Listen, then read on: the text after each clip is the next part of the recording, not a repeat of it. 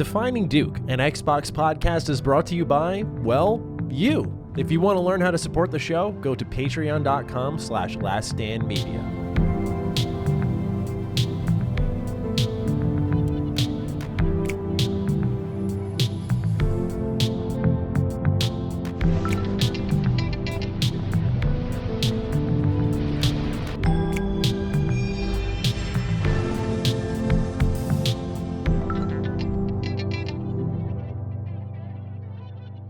Salutations, everybody. It is Matty here today, and welcome to episode 14 of Defining Duke, an Xbox podcast. And it's me, Carrick, with ACG. All right. Everyone, we hope you're having a lethargic day. It's just, slow moving because, look, I'm going through it right now, and if I'm going through it, you're going through it. That's how it's going to roll here. Carrick, how are you? Good. I'm just glad we got this started.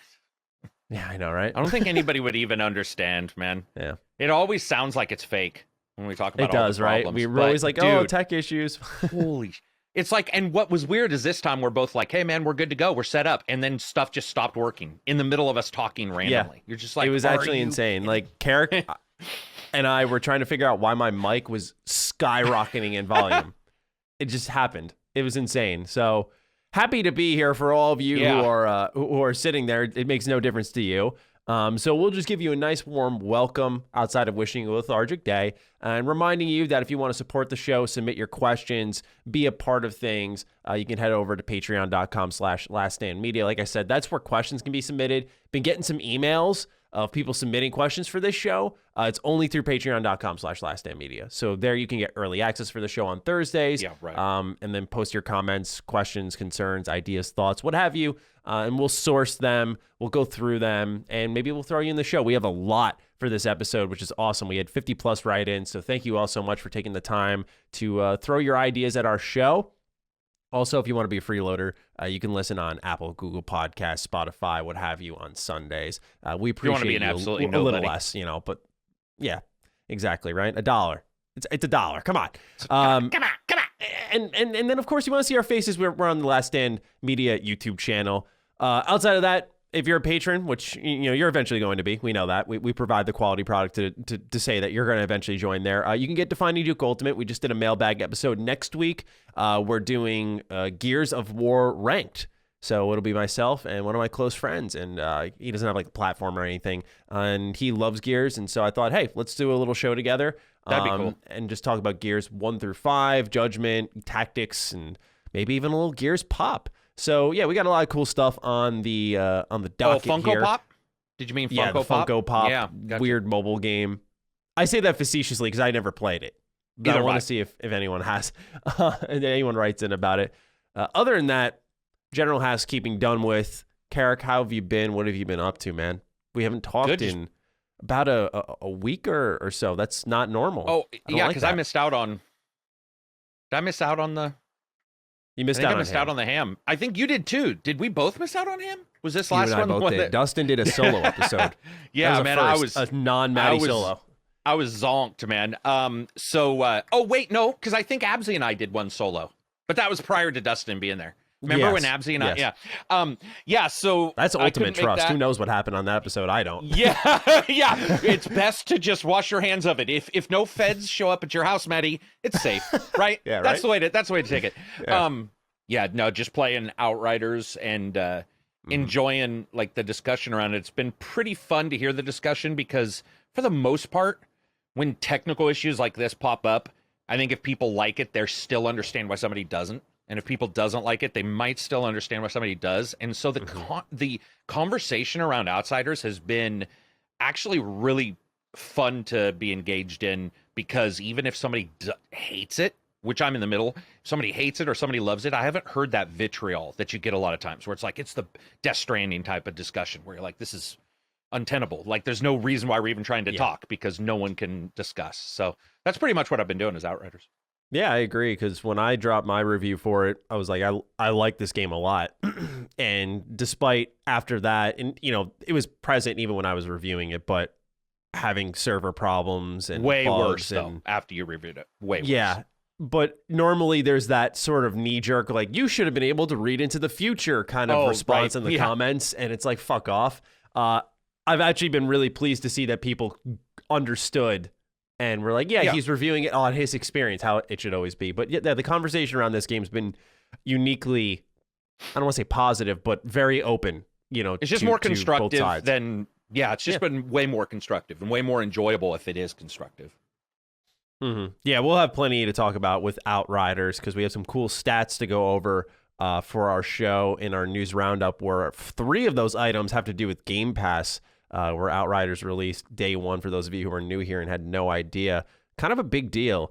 So we got a lot of exciting stuff for this show. For me personally, I've been playing a lot of, Mega Man.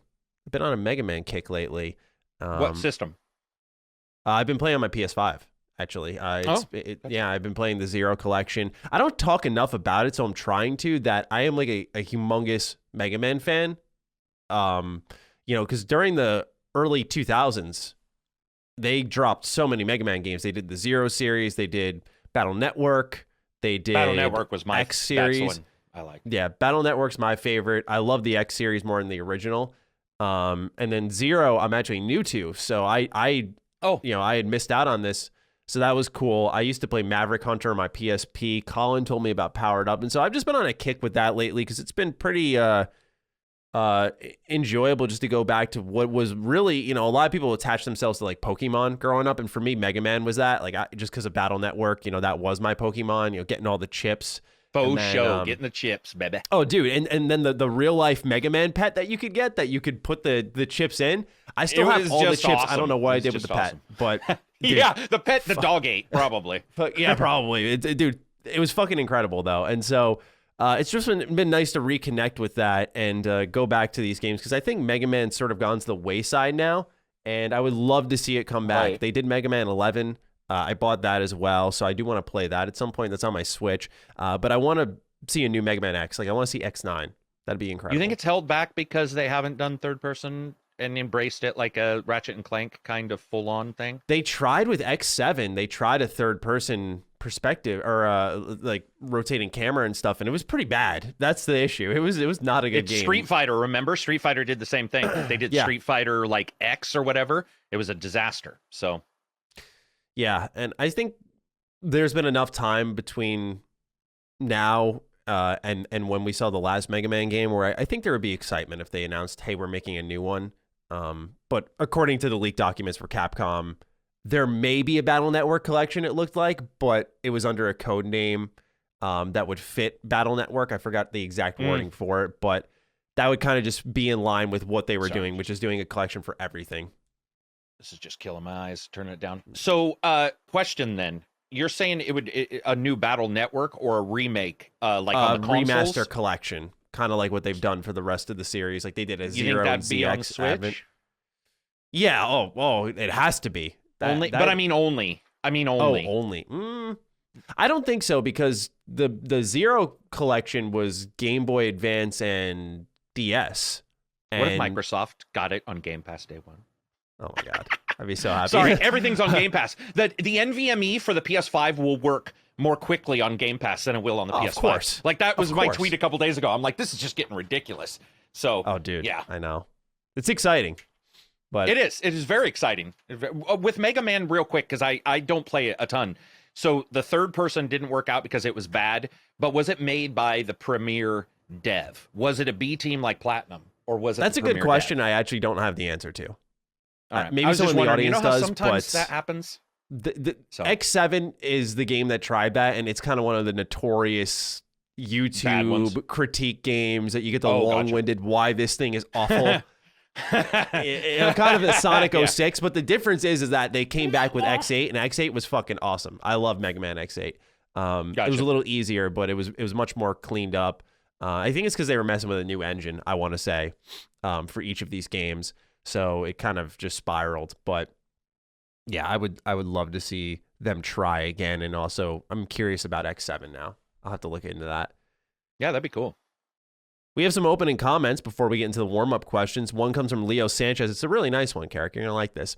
Hey, boys, no questions this week. Just big props to both of you guys' content. You've been killing it lately. As an Xbox newcomer, I especially love Matty's Game Pass tier list, which...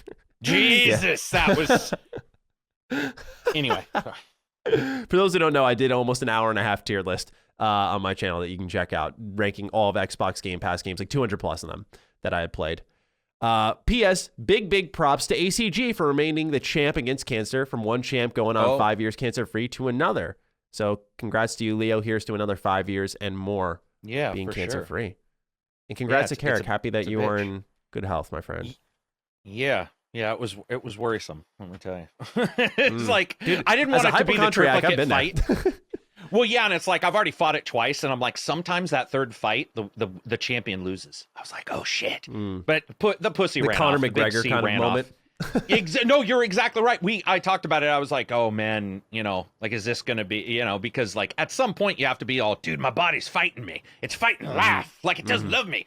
But no, pussy ran off. I don't know where it went, but it ran off. It wasn't that, luckily. But I appreciate that. That's very nice. I do want to say though, I didn't know about Matty's video.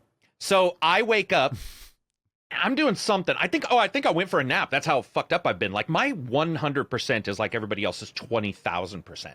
So when I'm tired, it's weird. Like I'm all uncomfortable. Yeah. And I took a nap like somewhere in the middle of the day.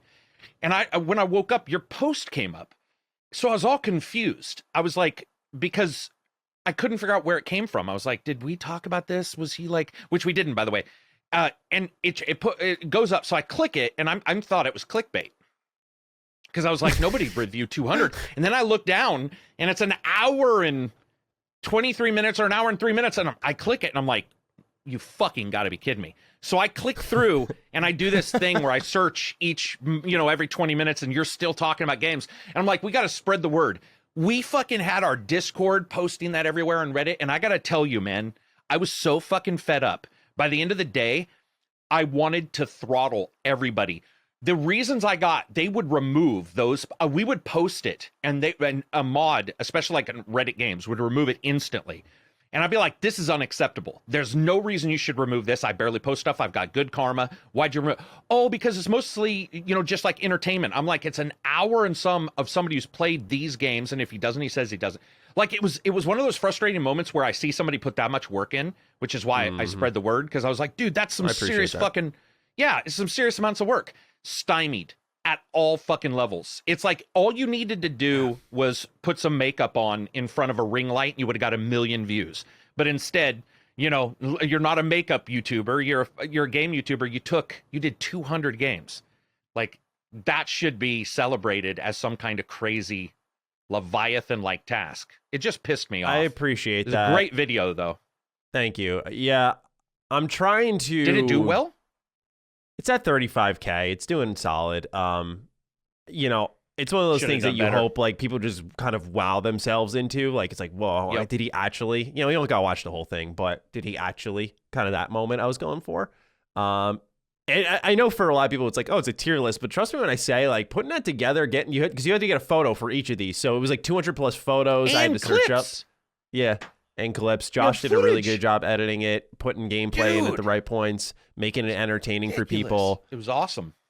And it was a good weekend to drop it because with Dustin doing the solo show, it was about an hour long. So having an hour and a half video next to it kind of helped bring it up. I've been trying to move into a space where I can do news and creative content, because what I'm realizing is I'm just exhausting myself continuously. And I look at my numbers and they're good, but I see people who don't upload for a couple of days and their numbers blow mine out of the water. And it's not a numbers game, but it's more so I don't have any legacy content that does well over time. Right. Yeah. I don't. Same. I do news and discussions, and those are good. They do well. But the second I stop, so does my channel. So what I'm trying to do now is formulate a game plan where I'm going to do news, of course. I love doing news. I'm too hyped about games to not. But I'm trying to do things that, hey, this will be fun to watch a year from now, 2 years from now. Yeah, that'll be cool. And that kind of matters to me more nowadays. So something like the Game Pass tier list, I just hope has legs. Like if it doesn't explode, that's fine. It's at 35K. That's solid in 3 days, it says. But I really do hope that over time, maybe that can crawl past the 100,000 mark. And that would make me really happy. Just because, I do bust my ass a lot. Not that others don't, but I'm trying to be smarter with how I do content, because I want it to be like, not to get on long-winded kind of thing here. But No, I that's all don't right. want I to asked. make it where it feels like you've got to have an opinion on everything. As a news guy, sometimes you feel that pressure. Right. And I Sometimes, think and sometimes you don't want to have that.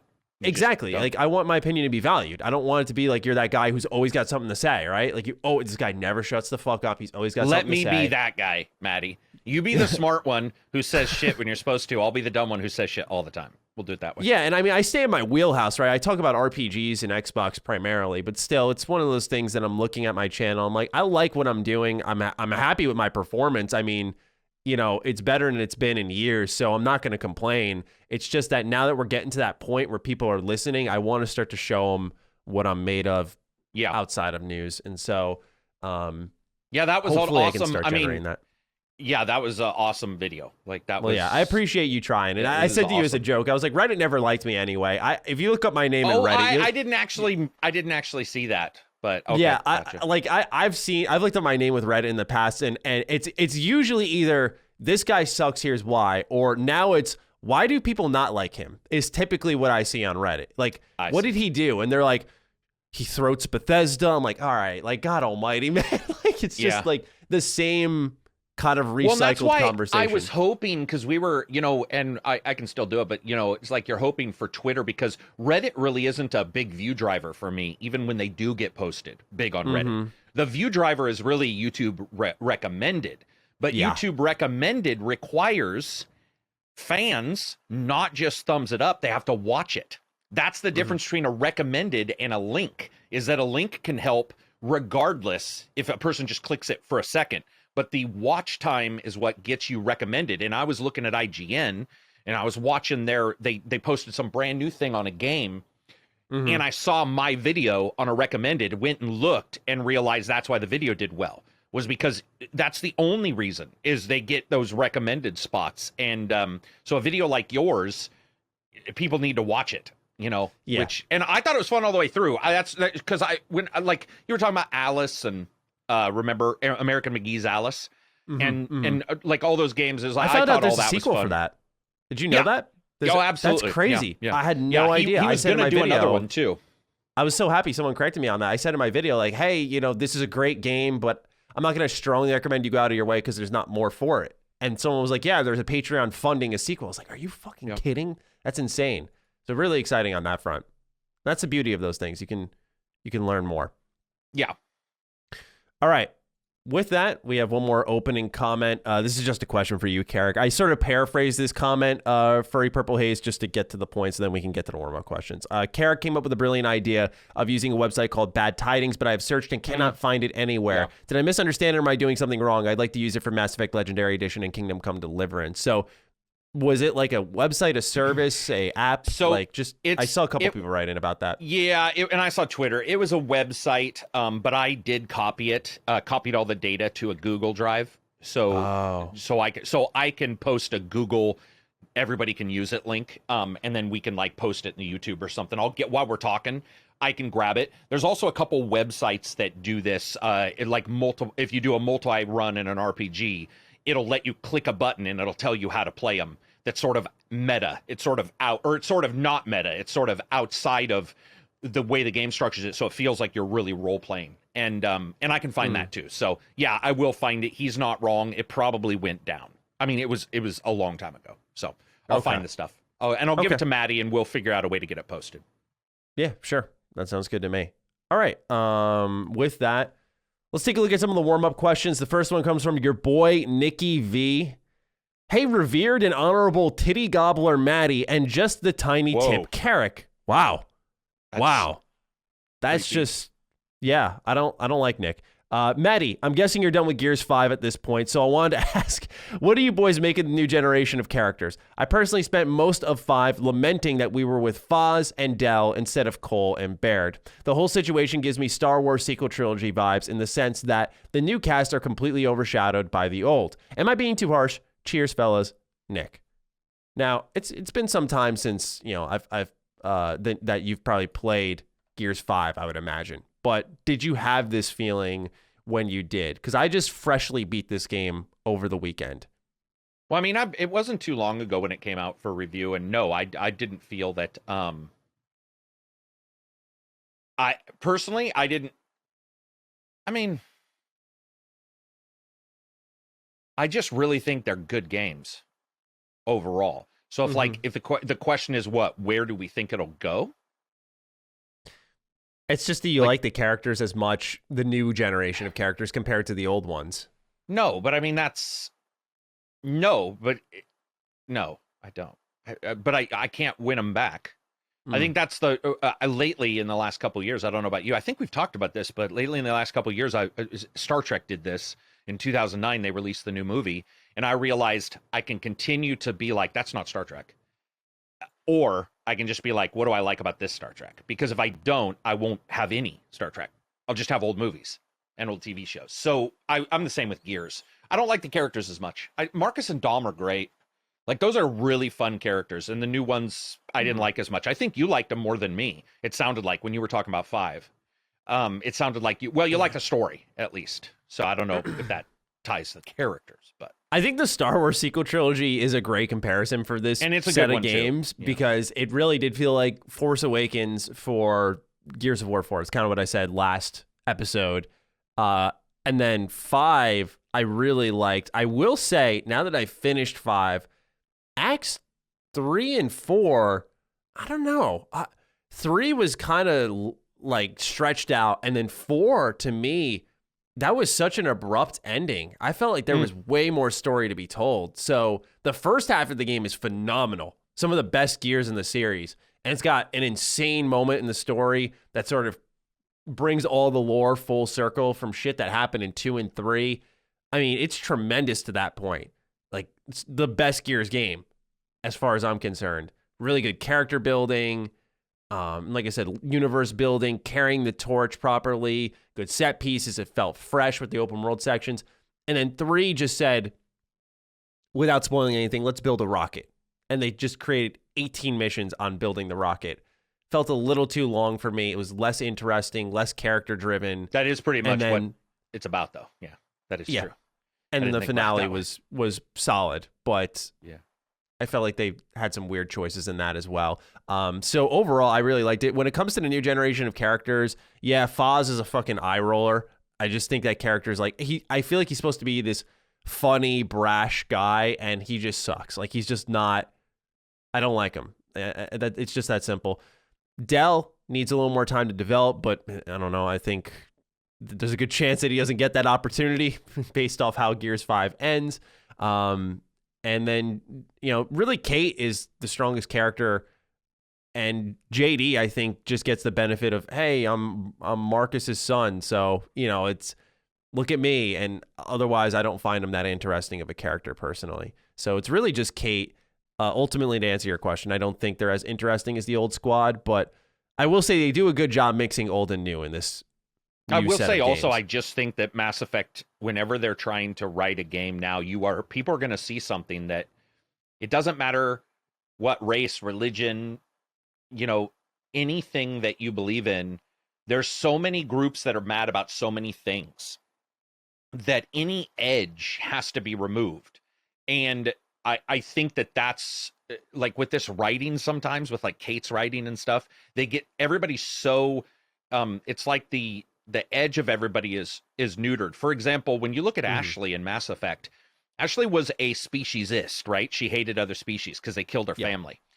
Well, first of all, people started calling her a racist. I'm like, dude, that's not racism. That's speciesism. Well, I guess, no, that would be racism. I haven't played in so long that I remembered people saying that about her, but I was like, what did she say specifically? So I can't even comment on it authoritatively. The stands for like Talia and stuff, who were like, she does blah, blah, blah. But here's the thing. If you hated her, that's good. That means you hated her. That means there was an emotion brought up. What's happened to me in Mass Effect later, for sure, as well as like Gears, is I forget them because there isn't anything to hate or like, because everybody's so nervous that the only thing you can get is what you just described, which is like a somewhat goofy character who's an eye roller, because it's hard to be anything above an eye roller in today's current society, because you can't, even if it's an alien, people get mad now. You're just like, dude, it's an alien. And people are like, yeah, and alienist. You're just like, damn. And unfortunately, as a developer, you do take those into account. And so I think it's harsh. It's going to be weird to see how Mass Effect rolls out, because killing characters works, but you can only kill certain ones, because you kill others, people will be like, how dare you kill that character? And look at what happened with Last of Us 2. Just being somebody pissed people off. So it's gonna these story-based games, the Uncharted, the Gears, what other games are like that? Halo, any of those are going to run into these kind of weird situations. Dude, I had people telling me that the relationship between Cortana and Master Chief was unacceptable. And I was like, what world are we in right now? I mean, they had a long, drawn-out discussion about it. Reference to. It was in reference to that it was a person and a robot, and it wasn't healthy for John. And I was like, dude, what are you talking about? Where are we now? Yeah. Like, how did we get here? So those are things that sort of scare me in the future for writing of these games. We got a couple of write-ins about this one, so I figured we might as well talk about it. Because I said it too, but for some reason it hones in on you, which is not fair. You should not take the brunt of this.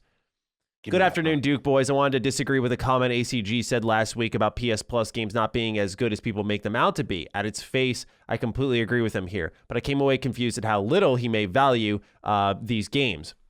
I'll be first to say that there aren't always bangers, but last year they gave away Maneater, Vampire, Shadow of the Colossus, and Street Fighter V. Even if you don't like every game I listed, there are far better offering than games with gold. I'm not here to shit on Xbox, but I do think it's possible you may be undervaluing the selection Sony has been offering. They're both STDs. They're both terrible. What he wants is for somebody to say one's slightly less terrible than the other, which I won't do. No, it's shit. I don't care. Street Fighter V, who gives a fuck? The game didn't even have a single-player content when it first came out. It's a piece of shit game.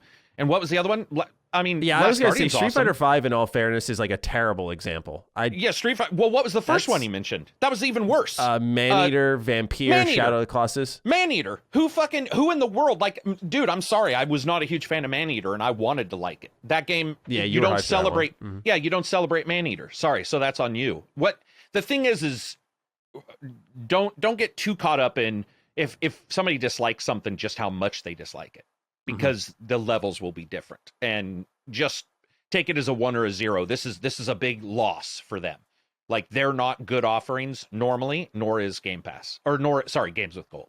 Games with Gold will have 1 or 2 good games, but they're terrible. Yeah, it's usually like what we talked about last week, where you have a game. I think a lot of people had written in about, it was that Cores game, Hard Cores or whatever it was. It was a side scroller Contra. Yeah, Cores. Yeah. Yeah. And it was a Contra-like side scroller, and people were saying that's actually a decent game. And it's like the need to dig is part of the problem here. Is saying like, well, out of this, you guys stick your hand into a pile of shit and then pull out a diamond and be like, well, this is here. It's like, well, you still put your hand in some shit.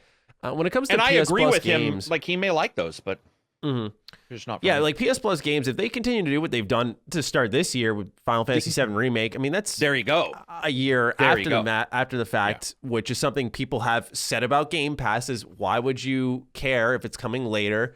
People forget this argument oftentimes with PS Plus, but still, you're getting 7 Remake for free, close to the new upgrade. Very cool. That they're releasing. They're doing Oddworld Soulstorm day 1, so if they keep what they're doing now, there's no complaints from me. I mean, I'm happy to take Oddworld for free. Yeah, I would just say last year and prior but the last couple of months haven't been bad at all. So they're doing well. Yeah, they gave Days Gone away. Not too bad.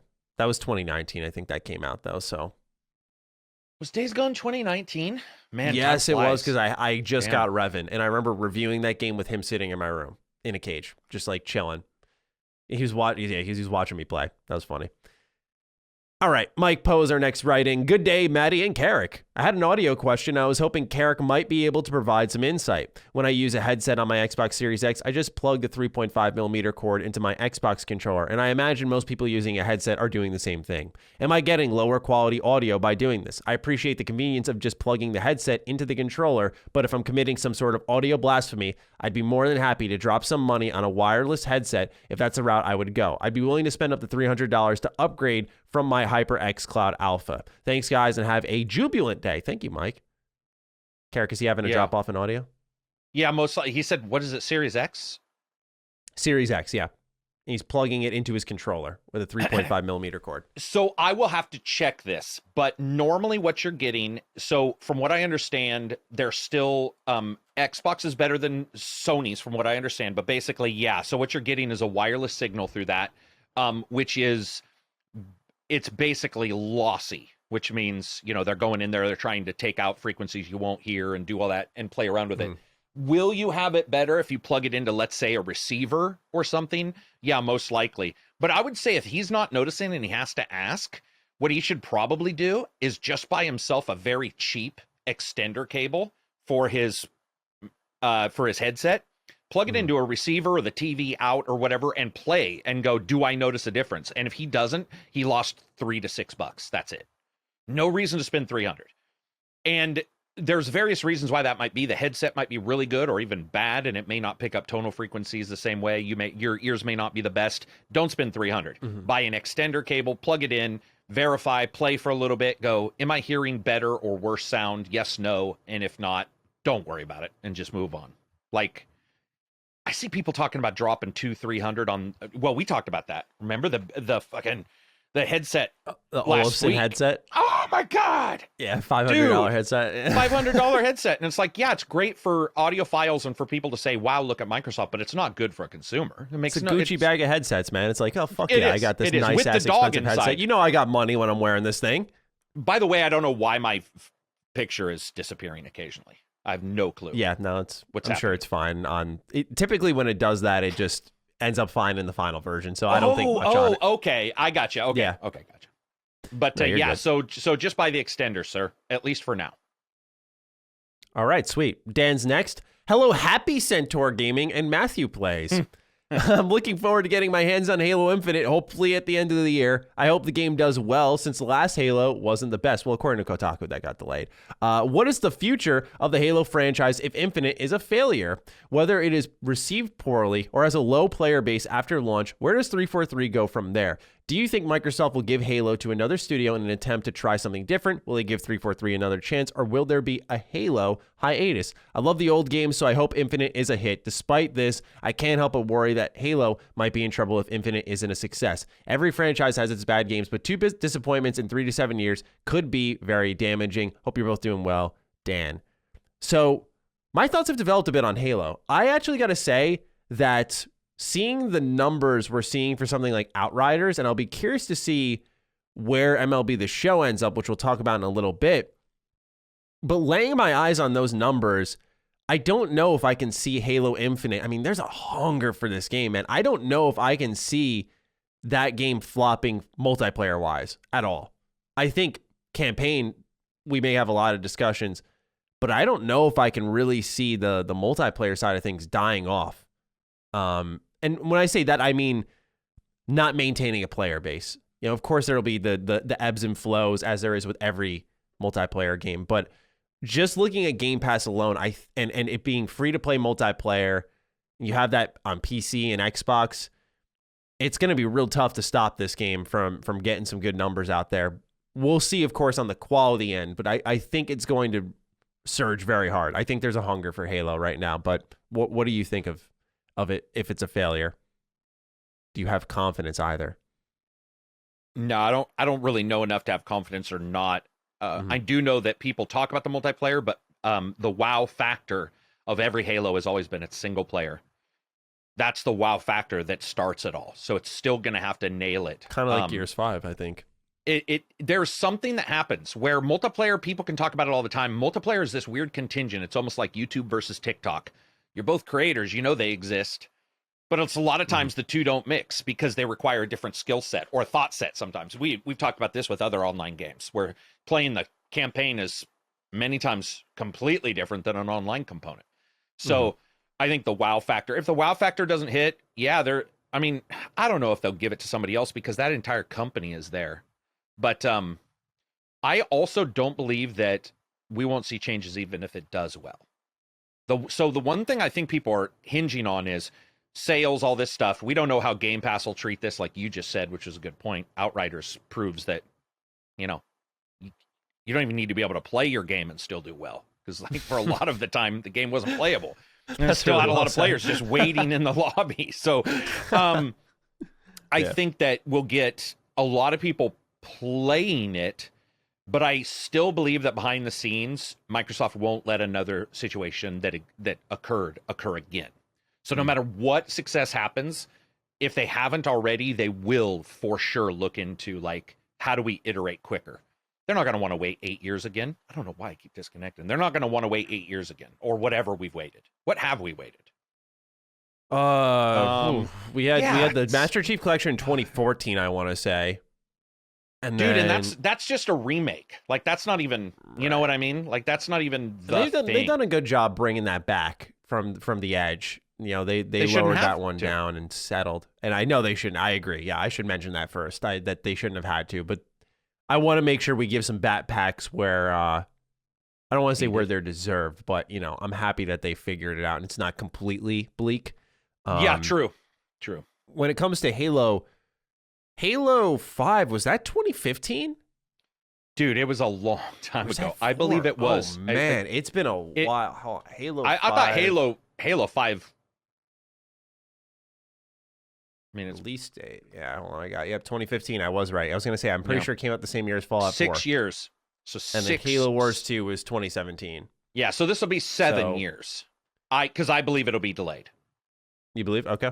I firmly believe it. That would be really interesting if they delayed their big dog out of the fall. I would not be shocked, but man, I just feel that every Outriders is more proof that they can wait. And might not only be proof, it might be them gearing us up for that. Gearing us up, pun intended, for another Gears. But no, I do believe that every success that they have, major success like this, where they can point at it and say, hey, Square, look at what you made. MLB, hey, let's see what Sony made. And suddenly Microsoft themselves are like, okay, the heat's off a little bit.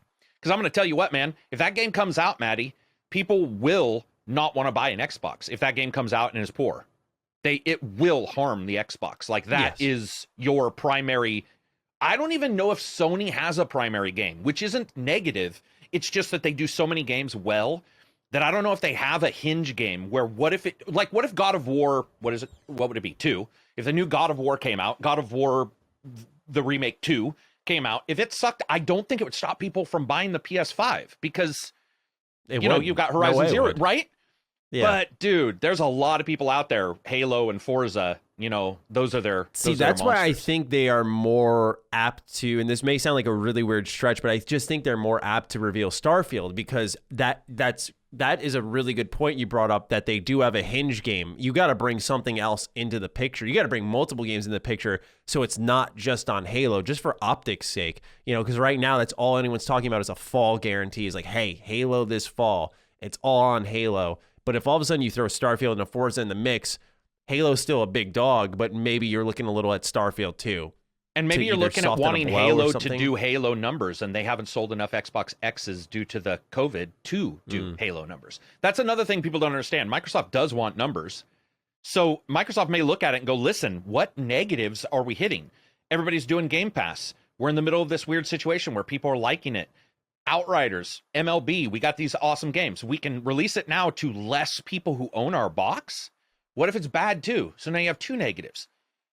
That's the thing, is like you sell the 5% a year from now versus 10% this year. I guarantee you most likely 5% next year will be more. I will say in all fairness, you don't have a lot of sales. Right now, as it stands, unless they change it, Halo Infinite's still going out on Xbox One hardware. So True that.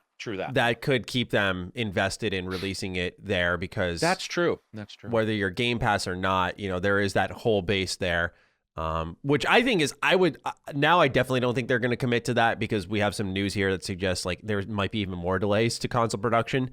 But I would love to see them say, hey, we're just doing Series S and X, kind of like what the Medium did. Like we're going to shift to this. That's the one thing I really liked about that game. They tried and make something that was console exclusive that was only possible on that console to them.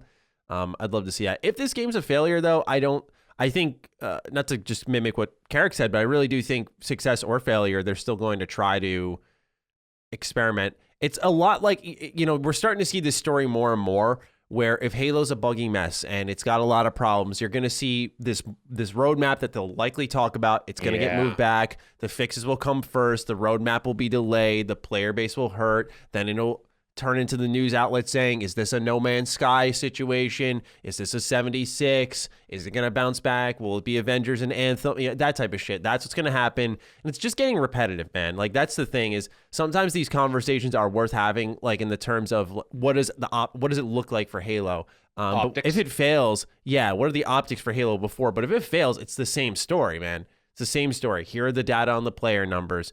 Here's the roadmap. Yep, we're going to delay this. We need to fix it. We care about you. And just, same bullshit. So nothing original there. Last question is from Brandon Hardman. It's a really interesting one. How often does Matty get compared to the lead singer of Nickelback? Way too fucking much. Chad Kroeger? You don't look anything like Chad Kroeger, dude. When my hair was blonde, that's what I got a lot Gotcha. of. Oh my God. Because I had long hair. It was back. It was kind of bushy in the back as well. And I every video, man, because you could tell when a new person came in because they'd be like, hey, this guy kind of looks like Chad Kroeger. And I'm thinking, based off the replies that were there, like, oh, he does. Get like 30 likes and. Yeah. Look at this you should have done photograph. You should have done a fake cover of a song like "The Wind Is Pushing You" from Dragon's Dogma or something, but a fake Nickelback. The wind is pushing you. I would pay for that. I would produce that for you, just so you know, if you decide to do it. Dude, I could definitely be a sub-in for him in like a music video, like a stuntman for Chad Kroeger. Anyway, Brandon, answer to your question. It happens pretty frequently. All right, let's get into the news. Number one, after many months of reporting that a digital-based E3 was on the way, it is finally confirmed. E3 has officially announced that it will take place from June 12th to the 15th this year. Confirmed appearances currently are Nintendo, Xbox, Capcom, Konami, Ubisoft, Take-Two Interactive, Warner Bros. Games, and Koch Media. Sony is absent, as is EA, Sega, Bandai, whose Bandai Next event had originally leaked, Square Enix, and Activision. The ESA stated that the list of partners can expand as these, quote, early commitments, end quote, will allow other publishers and developers to come on board at a later date. They promised live press conferences and a 4-day-long video stream. ESA separately told IGN that the digital show would be a free event to all attendees, going against reportings initially that they were considering putting up a paywall for demo access and the like from viewers. On the Xbox side of things, reports have come in that Xbox's stream will take place in the same one as Bethesda. Once Xbox's show is complete, it will supposedly lead straight into Bethesda's, where you can expect to see games like Halo and Starfield. While this consolidates things a lot, you can still expect to see more digital events from other companies throughout the years, such as the ones that are missing. Let's start off with a question from Andrew McGregor. Good day, Dukes. I was wondering what your expectations are for Xbox around E3 time. I, for one, want to see gameplay footage, and not just of Halo. I don't want any more CGI trailers for Fable, Avowed, State of Decay 3, etc. Xbox has been particularly culpable of just showing a CGI trailer in recent years. Thoughts? I do not agree with that. You don't think so? Okay, let's no, get not above and beyond other companies. Not enough to call them out versus for their other heavy companies. hitters, they've Man. really... He labeled well, them all. if we start like marking it down and saying we're not talking about CGI, we're talking about CGI for very specific games, maybe. But because some of their games aren't heavy hitters that still are incredibly exciting to me, that they do show gameplay, I'm not going to artificially filter and say, oh, for Halo, Fable, this, because those were way out and we knew they were. So like it doesn't make it, you can't show gameplay. I mean, imagine showing gameplay of something that's like an alpha. It'd be a gray box. Yeah, I mean, we're talking about the gameplay event that was all CGI, and then they also really Halo out of right. We've seen Fable was CGI, Avowed was CGI. Both of those were supposed to be CGI, though. I mean, would anybody have expected those to be a game when they're that new? What? Because gray boxing. I don't think so. I just think textures. it's pulling the trigger too early, right? Like especially that could be true in the case of Obsidian, at least. You know, that was a game. Yeah, they wanted to show something. Yeah, right? because they wanted to do their trifecta, but still, I didn't really get that because they announced a Grounded. They showed off new The Outer Worlds DLC, and it's like, that could have been it. And I'm saying that as someone who's hyped for Avowed. Fable, that's been rumored for fucking years. Like, I don't know why they had to pull the trigger on that early. So, yeah, I just think these CGI trailers are kind of there because they they're not there yet for the gameplay to be shown. This year, I think, is the year, and maybe I'll admit, maybe I'm getting caught up in some Xbox hype here, but I think this is the year where you see a stronger showing in terms of gameplay from some of these major titles. I just think some of them are close enough to show little snippets of what the actual game looks like. Like Fable, I'd be very shocked if they were like, here's another CGI trailer. I would hope that one they give us a glimpse at. State of Decay 3, I think, is further out. Avowed, I think, is further out. But something like Fable, like a Forza, Starfield, those are games I'm really expecting, like, no CGI. And knowing Bethesda Game Studios, I trust they're not going to do CGI. They do a pretty good job, avoiding that. I trust that they will do gameplay. But for the others, I think the time has come to show people what's coming. Because people, when they talk about Xbox, are always talking about if it pans out, if they nail this. They talk about on paper it looks good, if they nail all these quarters. And I just want to, see what we're talking about, right? Fable on paper is exciting. We've seen some pretty good Fable games, but for example, I want to see what is Playground even doing with Fable? Is it worth my excitement? Or is it not the kind of semi-open world with a karma system that I'm anticipating, that I'm thinking of in my head? These CGI trailers leave so much room for imagination. I feel like they end up hurting. So I think now that Xbox is getting into their rhythm, this is an E3 that you hit hard. Always you want to see them hit hard, but I think this one in particular, I want to see them take like a really big swing and just, if you're going to pre-announce anything with CGI, let it be a Bethesda Xbox collaboration project. We talked about that separately in a Defining Duke episode.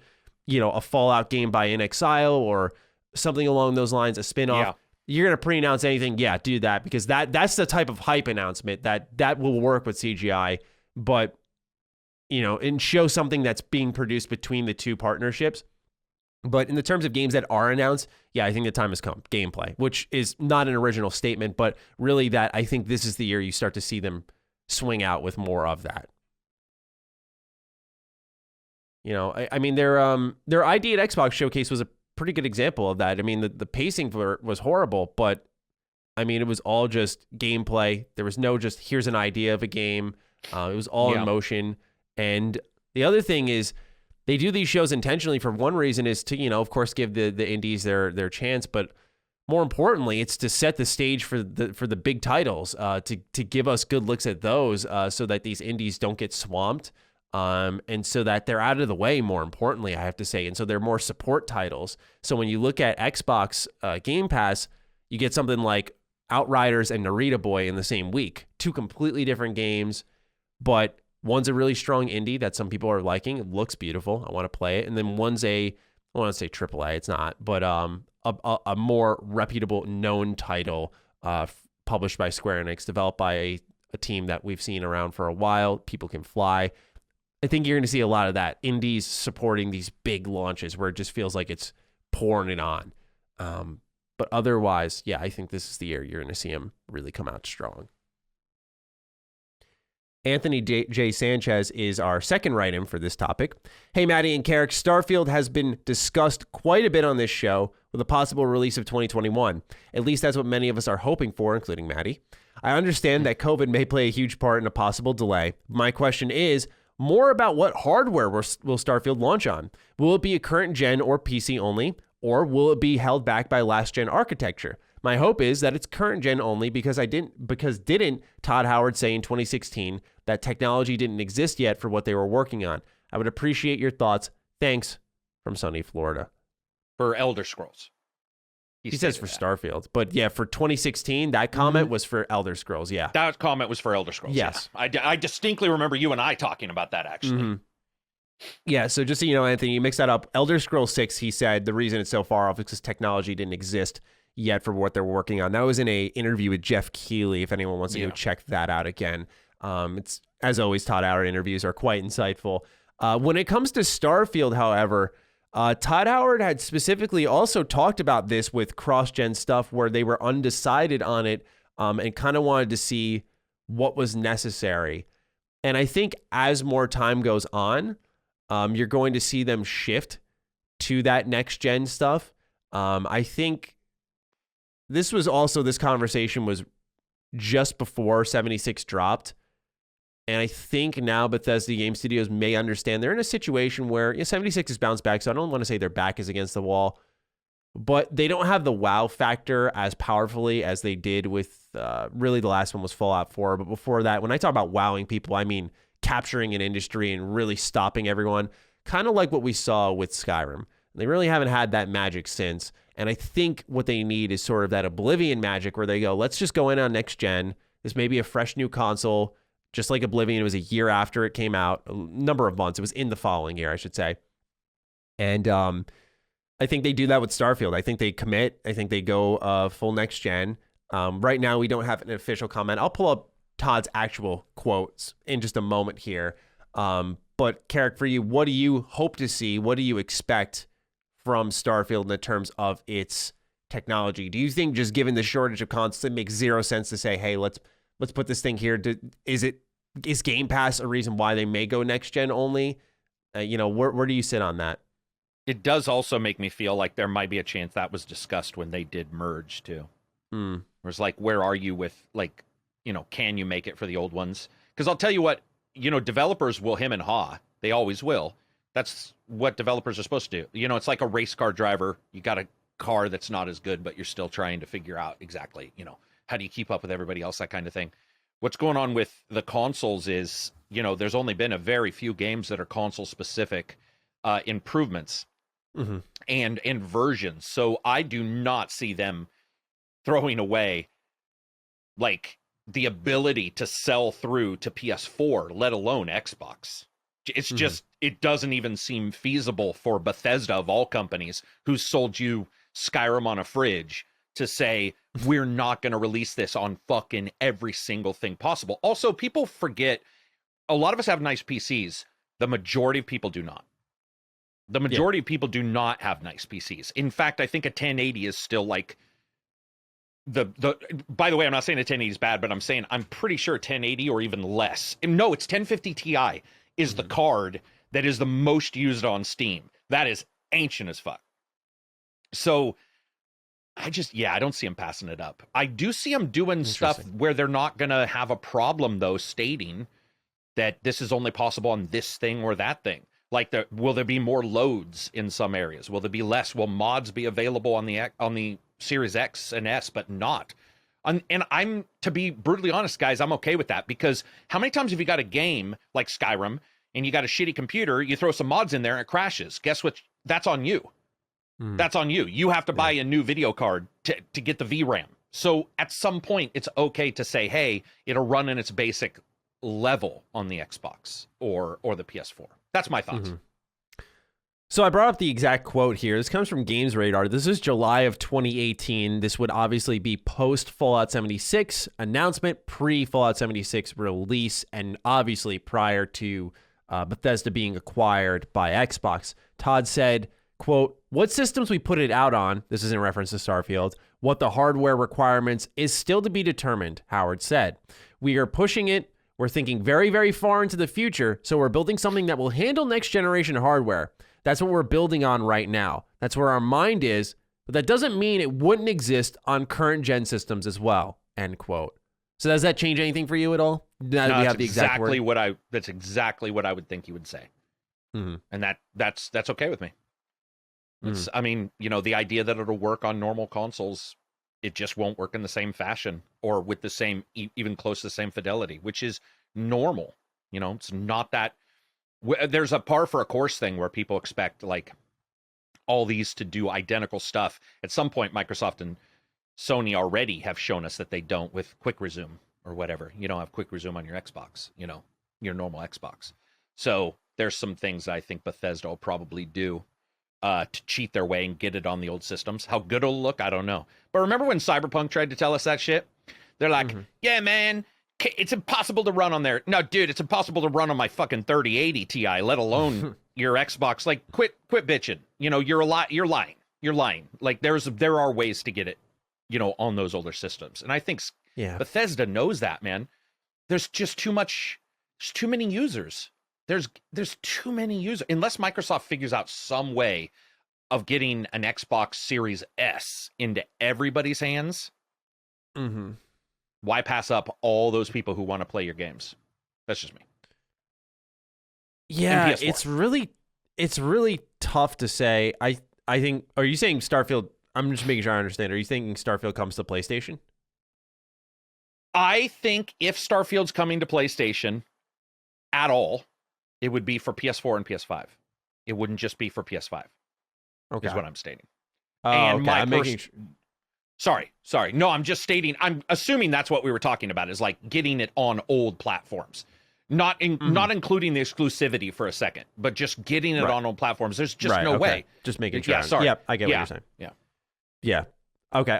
So yeah, with Starfield. Thanks for the clarification, because somebody would bitch. Yeah, about I was going to that. say, I didn't want people to think like, oh, he's in denial that it's going to be exclusive. Yeah. It's like, no, I think we're all pretty convinced Starfield will likely be Xbox it's exclusive. just like passing up that. Yeah. Sorry, continue. Yeah.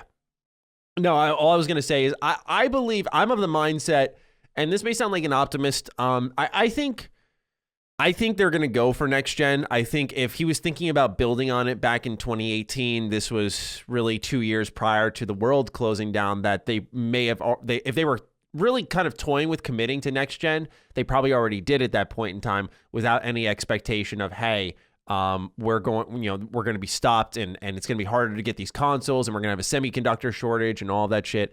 So I feel like sort of the die has already been cast on that a little bit. I don't know how quickly they can retool, rework, and say, hey, let's scale this down for older consoles. I genuinely am just being open, saying I don't know how open or how easy that is. I imagine. If they got it on Switch, yeah, which is a completely different programming language on a shitty little handheld. Mm-hmm. I don't know. I just think ultimately they are going to go for next gen only. I feel it makes the most sense. For at least Xbox's plans. So not only saying 2021, you're also saying 2021 and Xbox Series only. Do you know how little the sales are for that? Yeah, 100%. I do. That's like selling to 1/10 of your consumer base. I think they do it, man. I don't know, man. The way I look, where do they make that up? It would take years. I don't think they do. I think that's the benefit of being with Xbox. They don't got to worry about that. I'm talking about Xbox. I'm talking about Xbox. Oh, Xbox. Like, I don't believe they need to make the $7.5 billion. You always hear that. It's like, we need to make it all back. But it's like, at some point, why get that if you're just going, unless, especially now, you can't even make the systems. Yeah, no, and you make a completely fair counter argument, and this is going to be interesting. I think it can go either way. I am of the mindset that if they were thinking about, like I said, it's a die has already been cast. We can talk about now how we can't get these consoles out as often, but it's like, well, we're already making a next gen game. Like, what are we going to do? Remove systems and stuff? If the die is already cast, then it is also for sure on PS4 and 5, because the die would have been cast back then too. Do you get my drift on that? You don't think they could have just dropped those SKUs and just said, hey, that's it. We're owned by Xbox. They've sort of bought us out. We're going to drop working on these because by versions the time that happened, COVID was happening. So we're talking about his comment, which would have been prior to this. So the thing is, you can't have one without the other. Dismantled me, you piece of shit. Sorry, I'm just saying. But do you see what I'm saying? I'm saying we can't have one without the other. No, I think you're right. I think you're fair. Which could be interesting, Matty. What if the deal on Starfield turns out to be, it's going to be on everything? Because people would be very upset. They would, but it's going to be on everything because of the issues that have happened, or it's going to be a system seller only for Xbox S and X, not on the original. And then they do something like you buy it and you get a year of gold, or not a year. That's a lot. Or what if they pack it in? Bethesda could be a pack-in. Can you imagine what if they call it the Starfield Christmas? I know. I'm sorry, but I'm just saying you can't do both. So it's like you got to figure out how they're going to do it. But they could also do it's a Starfield Christmas, and suddenly you buy your Xbox X and there's your Starfield for free in it as a pack-in. That'd be funny. Or Game Pass. Yeah, I see. I think it's feasible, more feasible than what I think is going to happen, that they'll do full Xbox lineup and PC for Starfield with scaled back things for the older generation.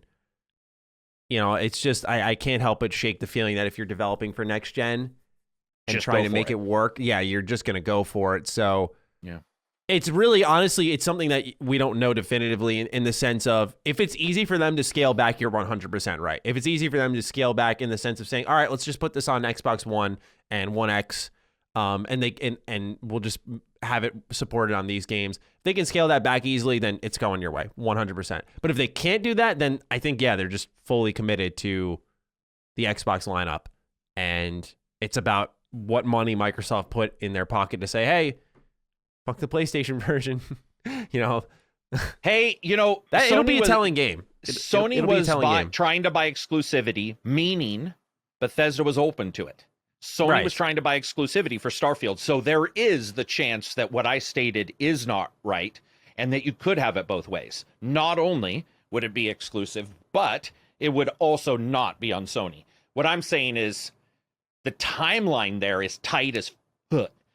Something is said, then the consoles are being made. Boom! The moment the consoles are even starting to be made, COVID. And it wasn't a small thing. It was like it hit China first, which is where they were made. We saw them years later. It was a year before people were like, "Oh man, we're running out." And people like me who were like looking at China, going, "Dude, they're the ones making them." It's taken this long for the supply chain to dry up. So yeah, this is why it's going to be interesting to see, not only ignoring all of who gets what does Microsoft do to make you want it on the Xbox? Because or the Xbox exclusive on the Xbox X and S, or exclusive on the Xbox, Xbox S, Xbox X, Xbox Series. He has to do something for both. What I mean by that is you gotta sell me on a Series X, or you have to sell me on the Xbox version. And I think that's mods. I think it's mods. That's exactly what I was gonna say is how long, to carry this just a step forward, how long is too long for, and this doesn't even have to be Starfield, but we'll stick on it. You also want to reward the consumer base who's bought into your brand new system, right? And I understand the notion of holding back certain games, waiting for certain games, to make sure that you have the base there and not going all in and transferring too fast. But we've had the medium, which was, console series exclusive. And that was a digital only release. It's going to do physical soon. But I look at something like that and I think, how long do you expect your consumer base to be patient and not say like, hey, I bought this shiny new toy, not just play Xbox One games. I want to play Xbox Series games. And not just the fucking medium, which you don't play. You walk. This is a question, though, Matty, that you're holding the very answer in your hands right now. An Apple iPad. Not in your hands. Maybe it's in front of you. Here it is. But Android and Apple folks have been dealing with this for years. How long does Android update the old phone? What type of games can you play? Can the games still be played? When do you go to Google Play, hit play, and it says this is not compatible with your current devices, right? So I agree with you. How long is the answer? And I think a lot of us would rather have it sooner rather than later. I just don't know if the market. So like you and I know Microsoft wants to reward a gamer for buying into their system. So does Sony. What I'm stating is it is physically impossible to do so if the game is not ready. And we don't know, like, what systems it's even going to be on in their own, ignoring Sony. I'm talking about just their own, and who they're going to be making it for there. That's what's, I mean, does Microsoft do the thing where they just are like, we're going to treat PC like Xbox and make it a big PC release, and then a year later do the console? And I know people are going to hate me saying that, but it's absolutely possible. People are not understanding that a split port release of Microsoft's big games is absolutely possible. It's happened with Halo. So if you don't believe it can happen, you're wrong. Halo only came out on Vista, I think. Halo 3. It was like Vista, or I think it was 3. Really? Halo 3. Yeah, dude. One of them only came out on like Vista, and you had to, there were hacks to get it to run. But this is not unknown. And if one is ready for power-wise, they may say Xbox Series S and X and PC 2021, 2022 Xbox Original, or maybe they say consoles 2022. Halo 2, by the way. Halo 2. Do they say consoles all get it in 2021, PC gets it in 2022, or it's 2022 for the PC, and then the consoles are next year. I also think mess. xCloud just really changes how this all pans out, because we are in a currently, and I think this is going to change soon within the next month, we're currently in an iOS-less xCloud streaming world. So I think once you can get access to game streaming there, where Game Pass can now just be simply available on my tablet here, my iPad that I use for our show, that's, I think, can you justify as a series exclusive launch by saying, well, we have Game Pass and we can have people stream our game to that type of stuff. Exactly. And we don't know what the TV app's going to look like. We talk about that a shit ton because that's super important to the future of this service. So I think a lot of pieces have to fall in place, but I think we both have very valid thoughts on which way this can go for Starfield and many other games that will follow suit. I will say, though, if PlayStation's doing Horizon Forbidden West for both gens and maybe even God of War seemingly, then it's very well possible that Starfield is. Bethesda, I think, is going to be ambitious, but I don't know if suddenly they're going to be the tech marvel trying to really push the bleeding edge of consoles. Thing, right? Yeah, that is another thing. It's not necessarily like their games are. God of War made a big change, with their fake loading screen. It was loading, but it was like they were hiding it very well in the way it worked. And that's pretty tough on older systems. So, we'll see. It'll be interesting regardless. And I think people will get the best version probably regardless, because I think Microsoft, if they delayed Halo, they'll delay anything. And obviously I think Bethesda already is okay with it. Well, except for Fallout. But you get my drift. Normally they're okay. This was pre-sale Bethesda. We'll see what new form Bethesda is. And Matty, this is the problem. Every time you and I bring up one company, there's always that caveat title now. Even Sony with Days Gone. Remember, it's always like, oh, they do perfect third-person games. Days Gone, it's like, okay, well, not perfect now. And then it's like, oh, well, Microsoft, blah, blah, blah. Halo, Master Chief Collection. You're like, shit, all right, not that one. And it's like, no matter what now, there's always... Nintendo's probably... Nintendo just gets away with shit that... The ports and stuff, like, they just get away with it. That's the difference, right? They do dumb shit, and people are just like, their new stuff is genuinely good, right? Oh, yes. What I mean by that is, if it's a sequel, if it's a named sequel, like a Mario, they wouldn't treat Mario with the disdain and the nut crunching shittiness that Microsoft treated Master Chief Collection, would they? I don't know. They took the Mario 3D All-Stars collection and just said, hey, fucking throw it on a cartridge and call it a day. Charge them $60. Dude, Master Chief Collection didn't work. Yeah, that's fair. That's fair. Sorry, I'm such a boner for that. Everybody's going to be like, true, that's all he brings up. It's their primary IP. So no, it's true. Especially back then, man. That was major. That was one of the reasons I bought an Xbox. Oh, dude, it was going to be the shit, wasn't it? Like, it's good. It is now, but every Halo? Yeah, for sure. For sure. Yeah, it's good. It's going to be a wild time this year, because I think you're going to see stuff from Rare too. Oh, yes. Everwild.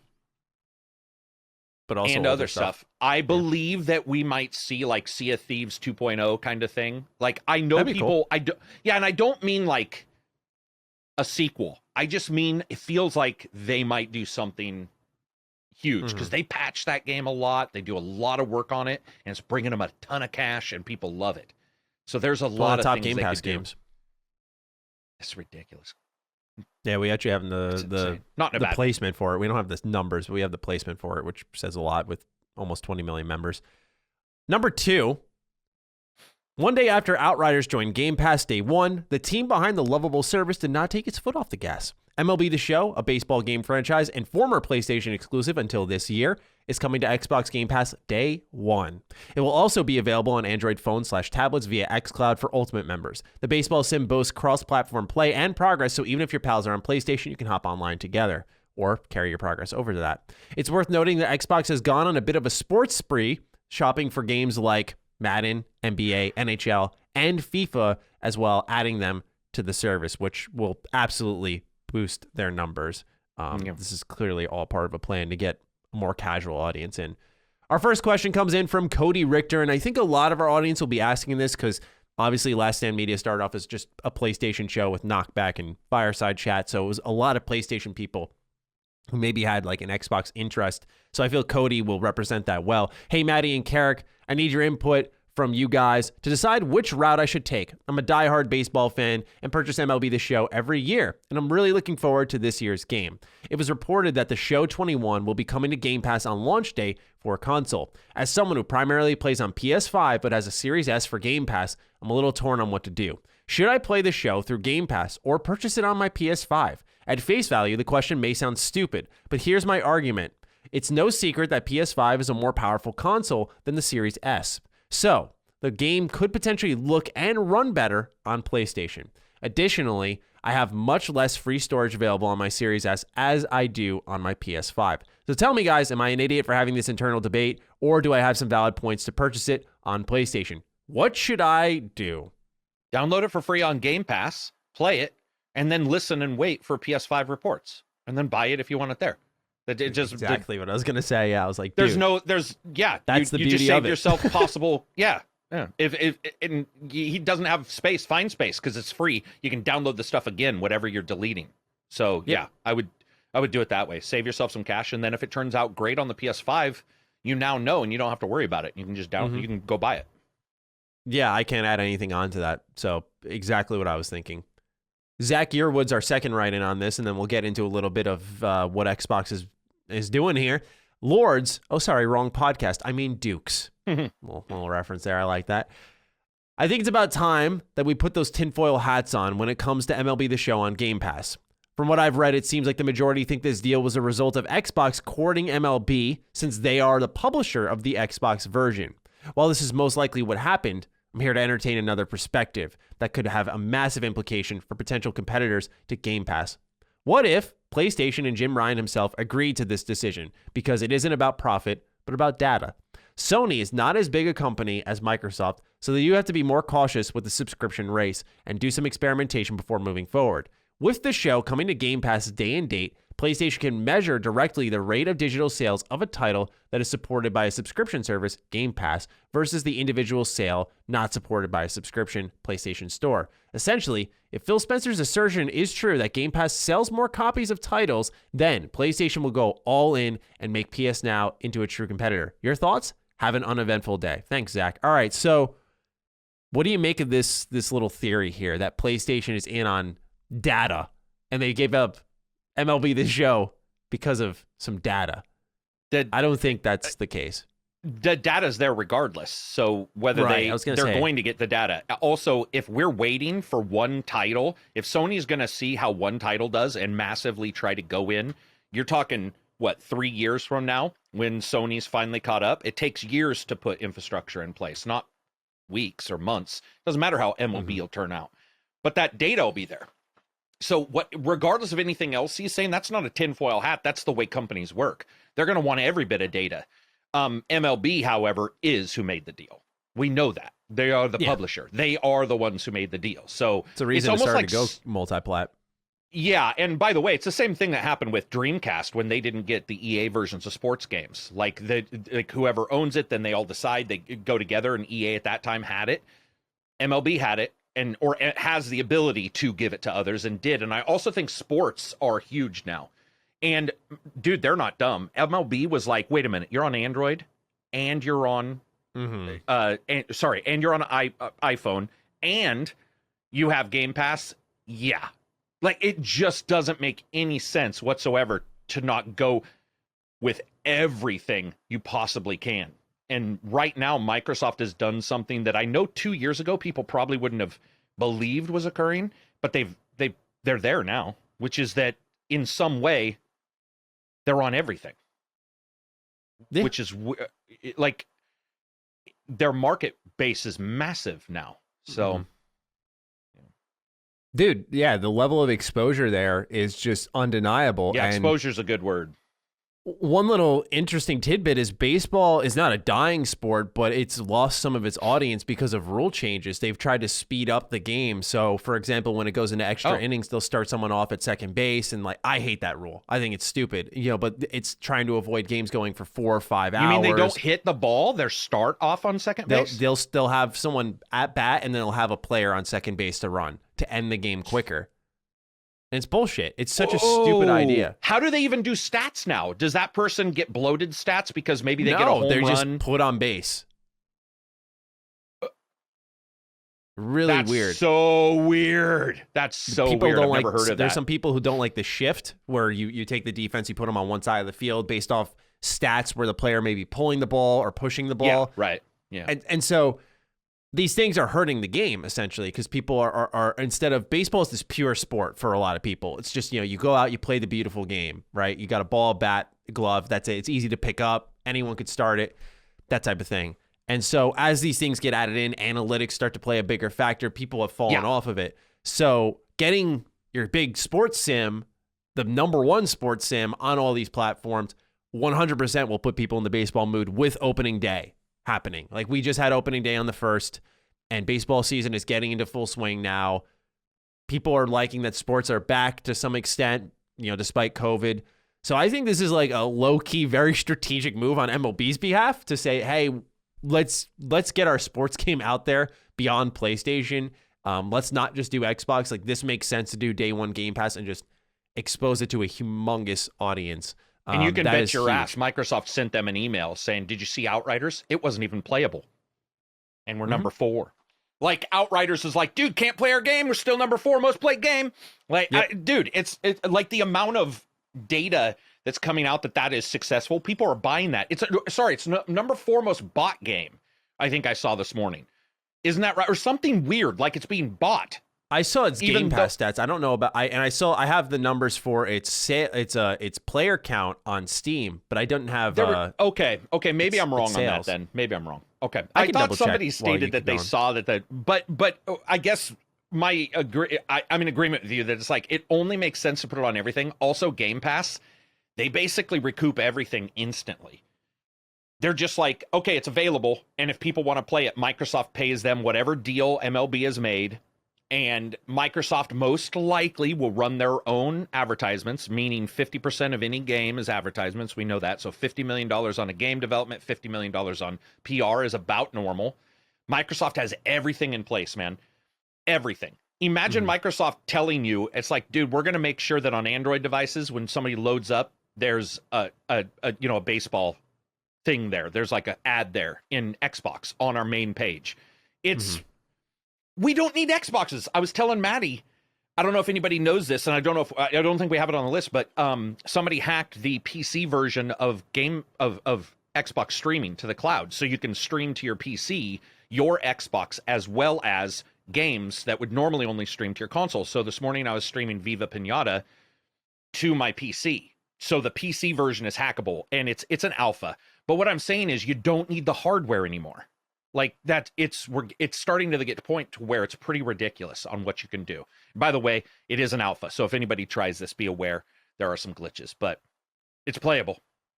That's still cool, though. All right, yeah, so I was playing Viva Pinata, just like, damn, son. The major talking point here, though, do you think? And I'm going to sound crazy for this, and combining this with the Starfield statements, I'm probably going to get some heat in the comments, but how big of a kick do you think this is to Sony? Because a lot of people are like, wow, this should never have happened. But I'm like, they already said they were going multi-plat many months in advance.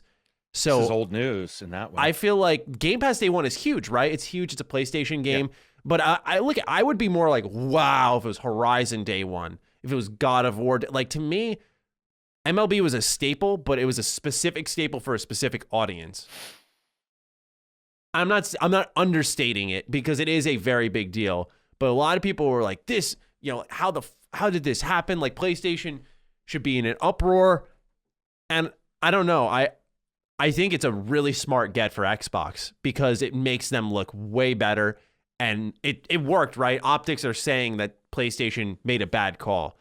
What could a PlayStation done though? Get this on PS Plus, right? That's the only thing I can think of. And remember, so you can't, so there's legalities around this, by the way. So let's say I come to you and I say, I want to talk to you. And I'm sure you've had this with NDAs for games. In fact, it happened yesterday to me where I got an email stating, do you want to cover a game? I'm like, well, maybe. What is it? Can't tell you.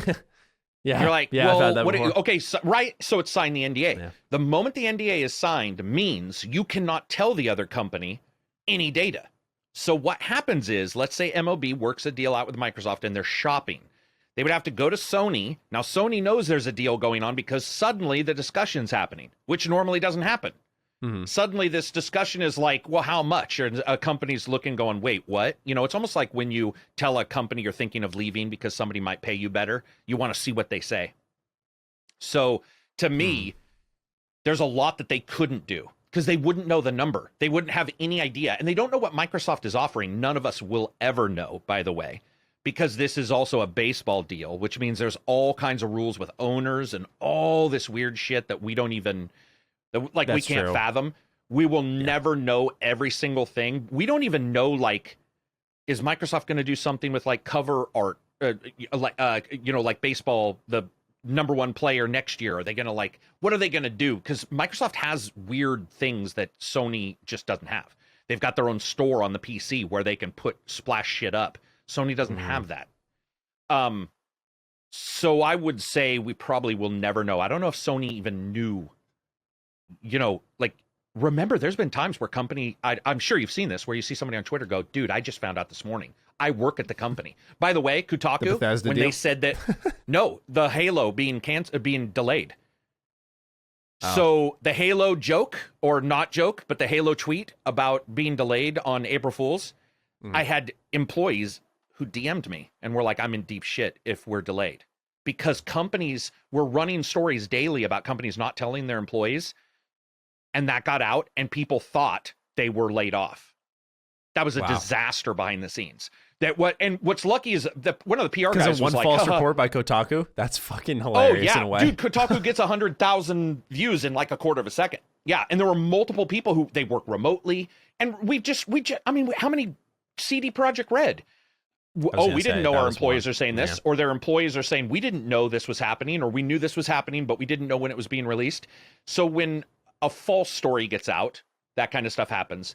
And so what happens is these companies shut down. And I can guarantee you they might not have even known. Like, as in that there was a real deal going on. There makes sense. I don't blame Jim Ryan for that. Also, dude, sometimes you get the weirdest things. People are like, that was Jim Ryan. Like you said, dude, it was announced like half a year ago, if not more. Like that was a while ago. They said they were going multi-plat. Like that was a while ago.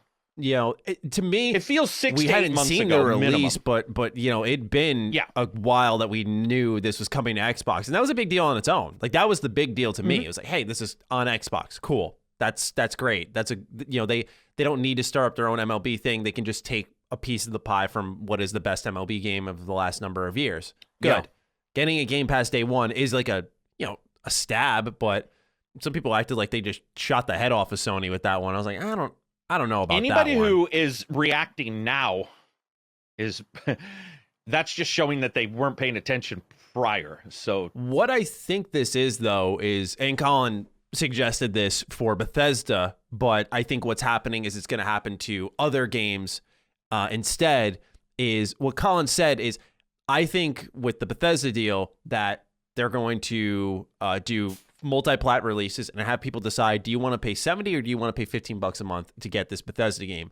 Now they've said, hey, we're going to lock down Bethesda games exclusively. But I think what you're seeing with Outriders and now MLB The Show, and MLB The Show hurts in that one way where we just had Cody write in saying, do I buy it or do I download it?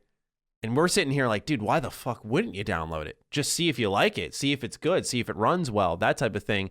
And I think that bleeding them dry over time, getting these big releases, there's been a rumor about Battlefield coming to Game Pass day one, just saying, hey, we got this big multiplayer game at launch. That's where I think they're going to hurt Sony over time. That doesn't take into account, though, that you can easily go over the cost of exclusivity in Game Pass. Because remember that Microsoft has to continue to pay for Game Pass, which is different than a one-off purchase of a title. This is also different than a exclusive company under. So this is not the same thing as Square with Outriders. This is Bethesda, who is now owned by Microsoft. So the idea that Microsoft would say arbitrarily, let's give somebody a choice between 15 and 60, we know fans, or 15 and 70, we know fans who will blatantly tell you 70 is worth more because they own the physical copy, which I get, by the way. I'm not arguing that point. They would have the physical copy, which a lot of people care about. So I do not see Microsoft putting the choice out there on some titles. In fact, I know they won't put the choice out there in some titles. I'll put my foot down on that. I'll say if people are thinking that that's going to be for all of the big titles, they're completely wrong. It will not be that way for all the big titles. And I think instead Microsoft will not try to bleed slowly what they can destroy instantly. It makes no sense because you give the opponent a ton of time. They've spent all this money. It would be weird to be like, we'll see what happens. No, they're going to see what happens, all right. They're going to see what happens when they nuke the ground and they cover everything. And that's what we're seeing right now. So I would not expect a lot of games to leave the choice up to the consumer because the consumer is not always right. And Microsoft's learned that the hard way. That's my 2 cents. Yeah, I'm really excited. I'll just say this. I'm really excited for both companies. Man, Horizon Zero Dawn 2 is just, I cannot wait. And Nintendo, they got to do something. They got to release something. Mario vs. Rabbids 2 would be, I think, the perfect release for a Christmas. Dude, every other game would have to get wiped off the calendar. I don't fucking care about Starfield or Halo at that point. I want Mario and Rabbids too. I don't know if you're joking, but I would say that if you said which were you most excited for, Mario would be in. It would be equal to them. Oh, absolutely. That's how much I like that game. Absolutely. I'm not a big Nintendo guy. I like their more mature content, but I am not huge on Mario. Yay, new 3D hopper. It's like, dude, but if you gave me a new XCOM style Mario game and started bringing new mascots like Mario and we've talked about this, Mario and Zelda or something, Kingdom Battle. Oh my God, man. Just the combinations that are there are insanity. I could go on all day. Dude, it'd be so great. I know. Bring that game to more platforms. Enough people have missed out on it. Number 3, Outriders, the latest Day 1 Game Pass edition, is off to a strong start. Over on Steam, Outriders set an all-time peak of 125,123 players, beating out the co-op shooters Borderlands 2 and 3. This also edged out the first Division game, who sat at 113,877 players, but also absolutely dwarfed the recently released Square Enix-published title Marvel's Avengers, who only peaked as we reported multiple times on this show in jest, 28,145 players, showing brands only get you so far. Over on Xbox Game Pass, Outriders debuted at number 5 for the most popular title on the service. It sit behind games like Minecraft, Forza Horizon 4, Rainbow Six Siege, and NBA 2K21, likely suggesting that millions of players have fired this brand new release up, given the fact that, of course, it's a 18 plus million player service. So a lot of people playing it. True. Cole Helgerson is our first write-in for this. Once again, thank you to all of you who have written in. It's been great to just throw you into all of these topics. So it's not just a back and forth, but we have other thoughts interjected.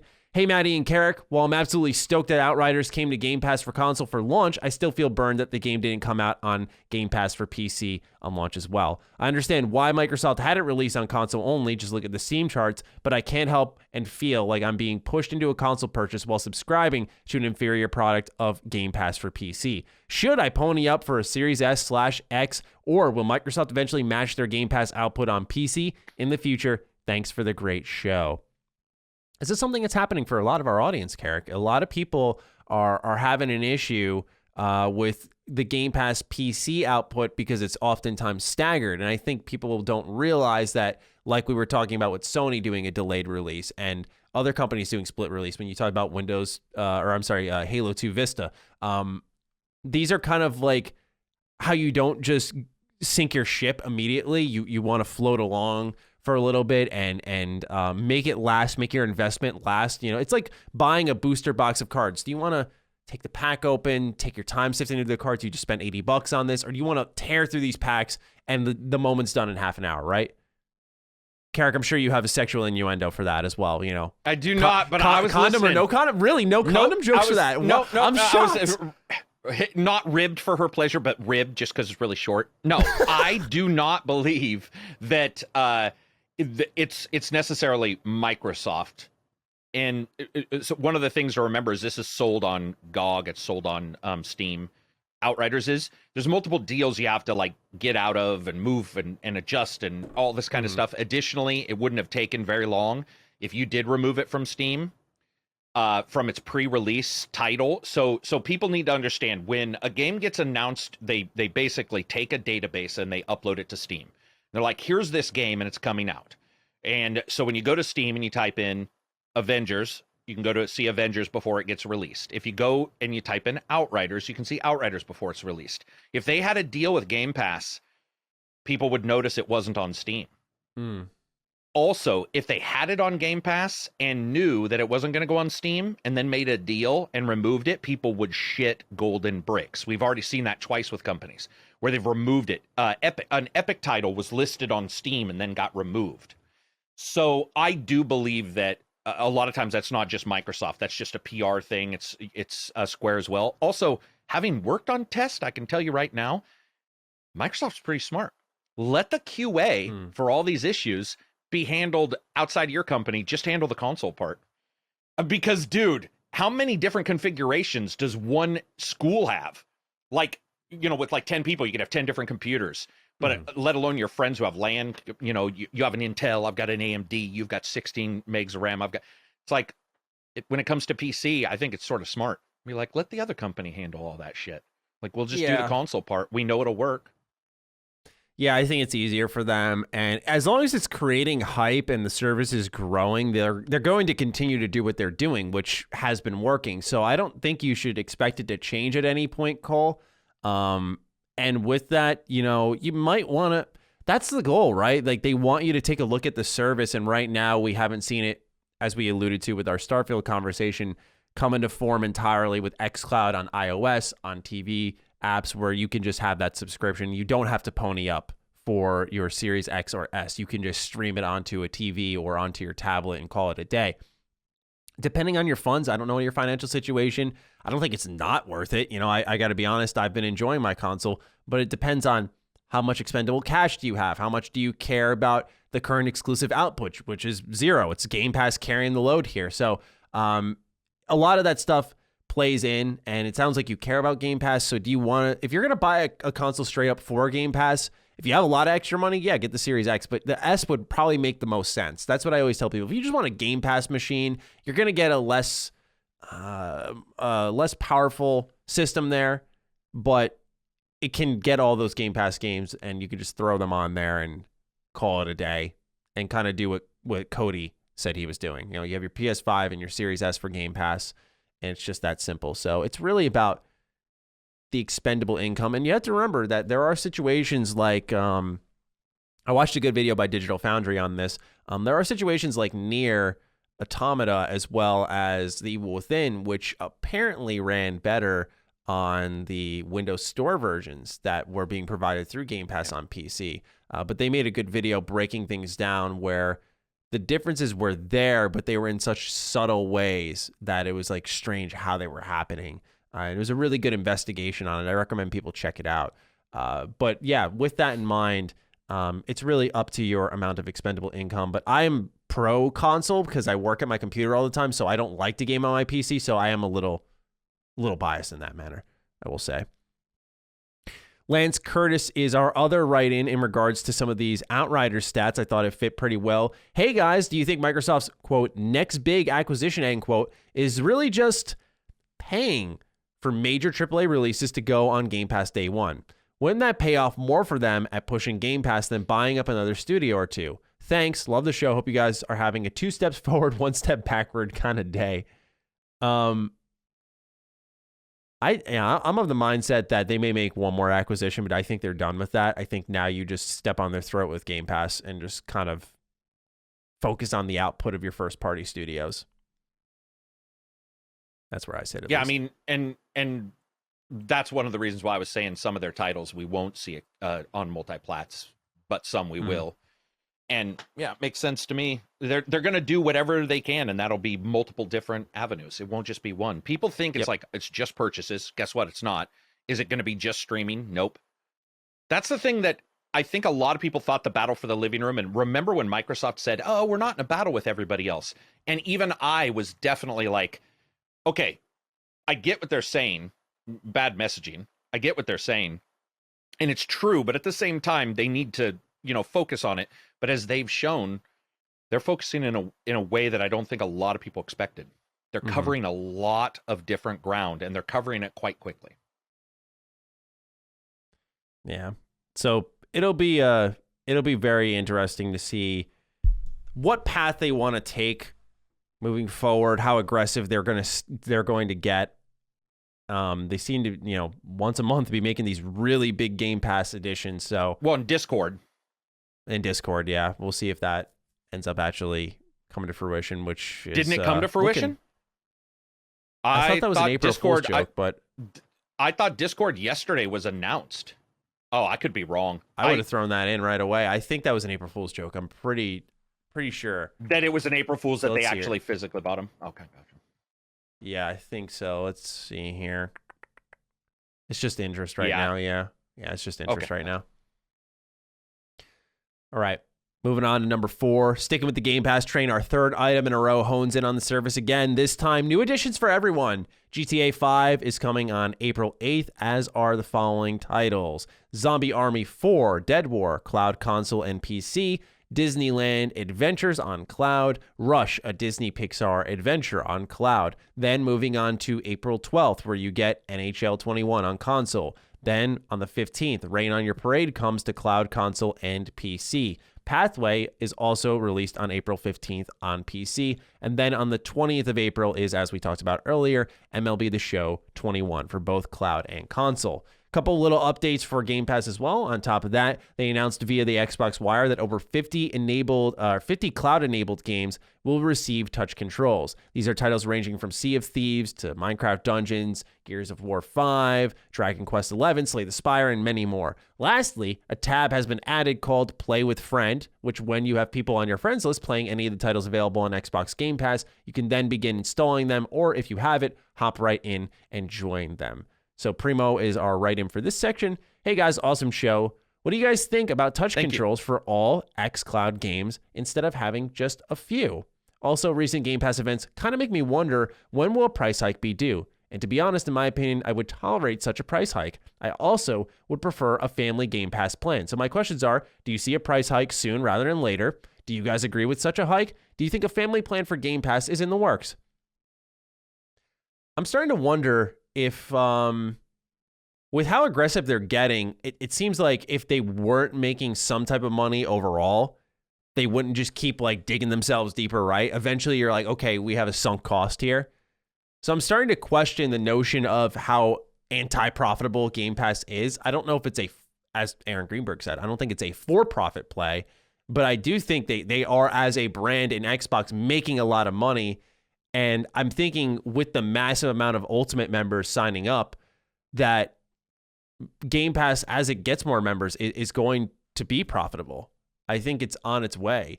So I don't know if you're going to see that price hike if it becomes profitable. And I think you just, you could instantly counter that with Game Pass games with games with gold and the live gold subscription going up in price. I think that was just really a greedy move. And it could be that simple.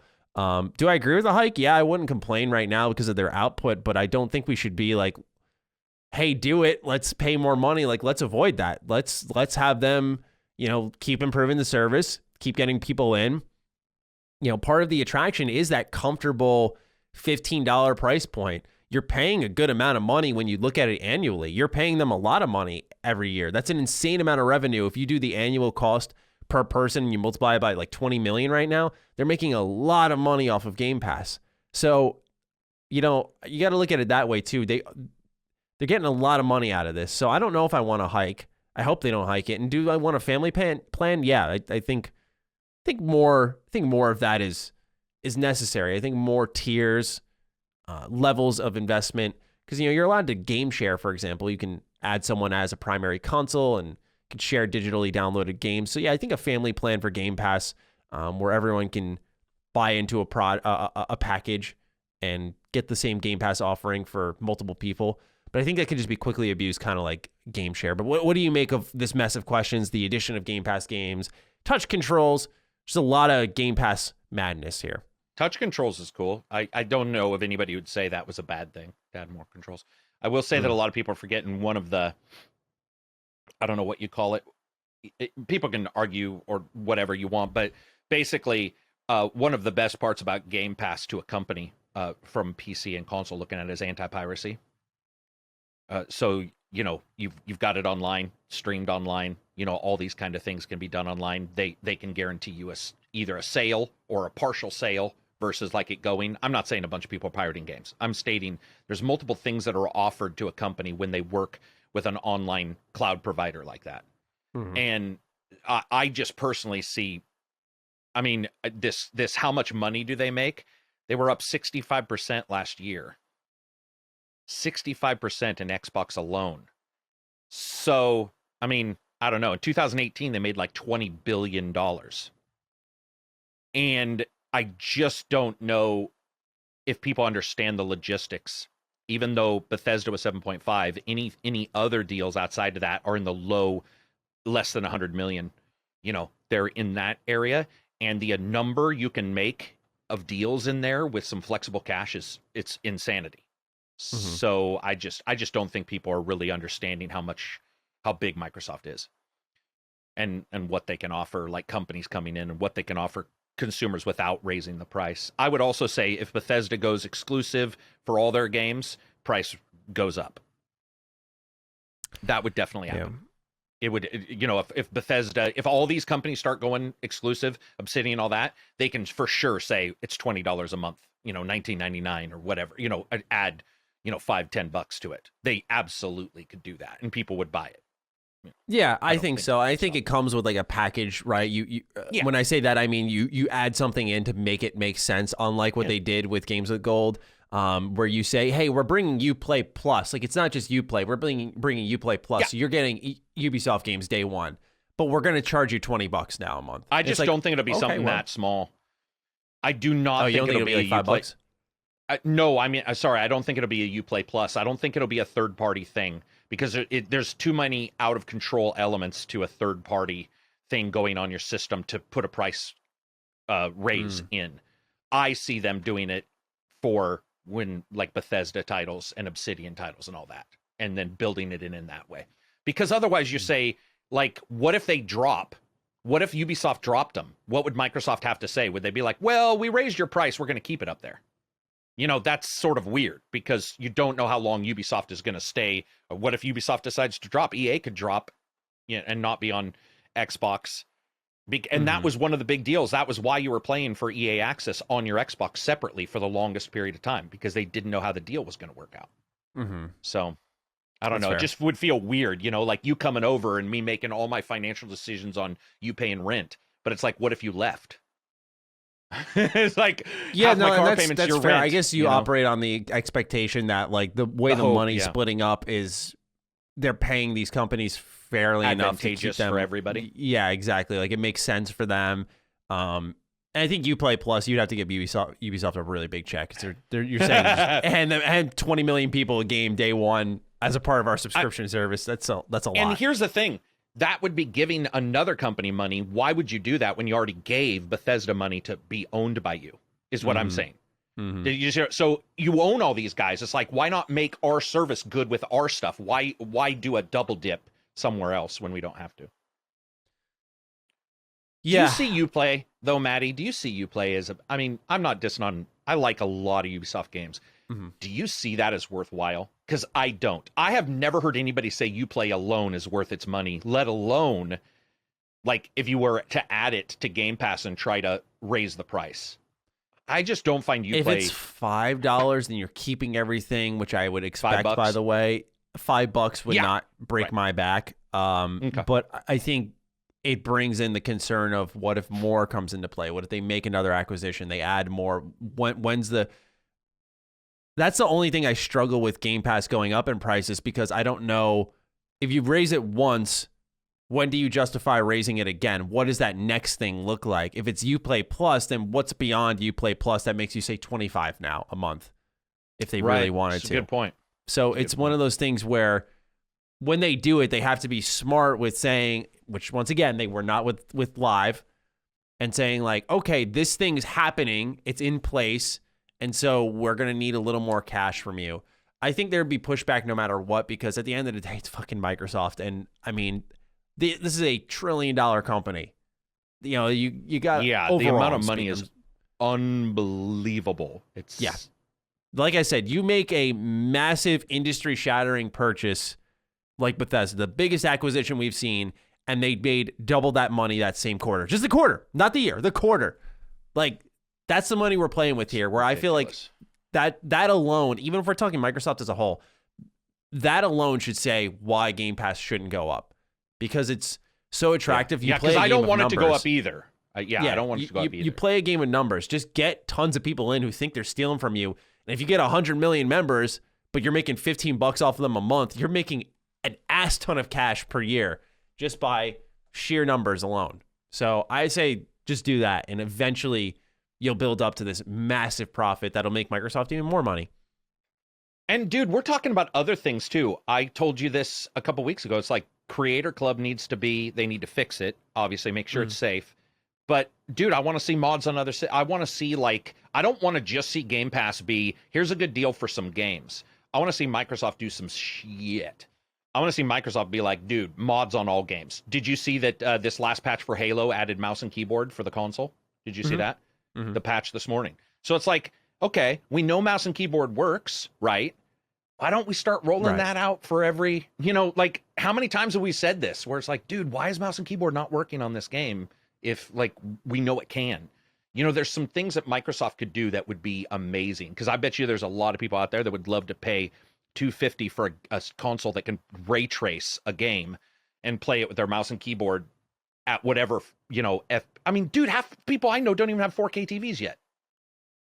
Yeah. They're still running 1080p. There's a lot of stuff that has to fall into place still. Yeah. Number 5, shortages on the Xbox Series X and S, as well as PlayStation 5, may be heading into 2022. Seems possible, at least, based off a report from Screen Rant, site I don't like, by the way, but this report is all based on things that were actually said, so we will use them because they're one of the few sites that picked it up. Chairman of the leading electronics manufacturer, Foxconn, recently told investors that chip shortages could last until the second quarter of 2022. If so, this will likely, it's not guaranteed yet, this will likely affect the production of the already hard-to-find PlayStation 5 and Xbox Series X consoles. Component shortages for the latest consoles have rested at the forefront of their limited stock since launch, and no one has been able to offer a concrete answer as to when exactly the situation will improve. In January, the CEO of the chip processing manufacturer AMD estimated that tightness of supplies could persist well into the year. Microsoft's head of investors relation, Mike Spencer, of all names, later said that Xbox Series X/S might remain supply constrained throughout the month of June. However, recent revelations from tech companies suggest PlayStation and Xbox fans shouldn't get their hopes up yet. The often secretive Samsung, for instance, has admitted that it may delay the previously scheduled August release of the Galaxy Note due to the shortage of semiconductors. And while it seemed for a while that giants like Apple may be spared, new information indicates every major tech company will take a hit this year, Microsoft and Sony included. So it seems more and more likely that it's going to be hard to find these consoles for a while, which would go against my Starfield theory. But it also makes Game Pass a little more important. What do you make of just the console shortages as a whole? Where do you stand on, because it seems like something that no one can really do anything about. Like, it's just sort of happening. Yeah, because even the mines are shut down. So, like, if you need some special metal for whatever, so everything's shut down from the very basic dude, like digging something out of the dirt to make your whatever item it is you're making. It's ridiculous. And I got to tell you, man, if anybody's out there who's cutthroat, it's Samsung. Samsung, damn, they got like suicide nets on, buildings. They're like Famicom or whatever that other company is. Like they're not known for being very good employers, all this kind of stuff. If they could get their people to make, that cell phone, they would. The fact that might be delayed is ridiculous. Like, that's a big deal that an entire line might be delayed.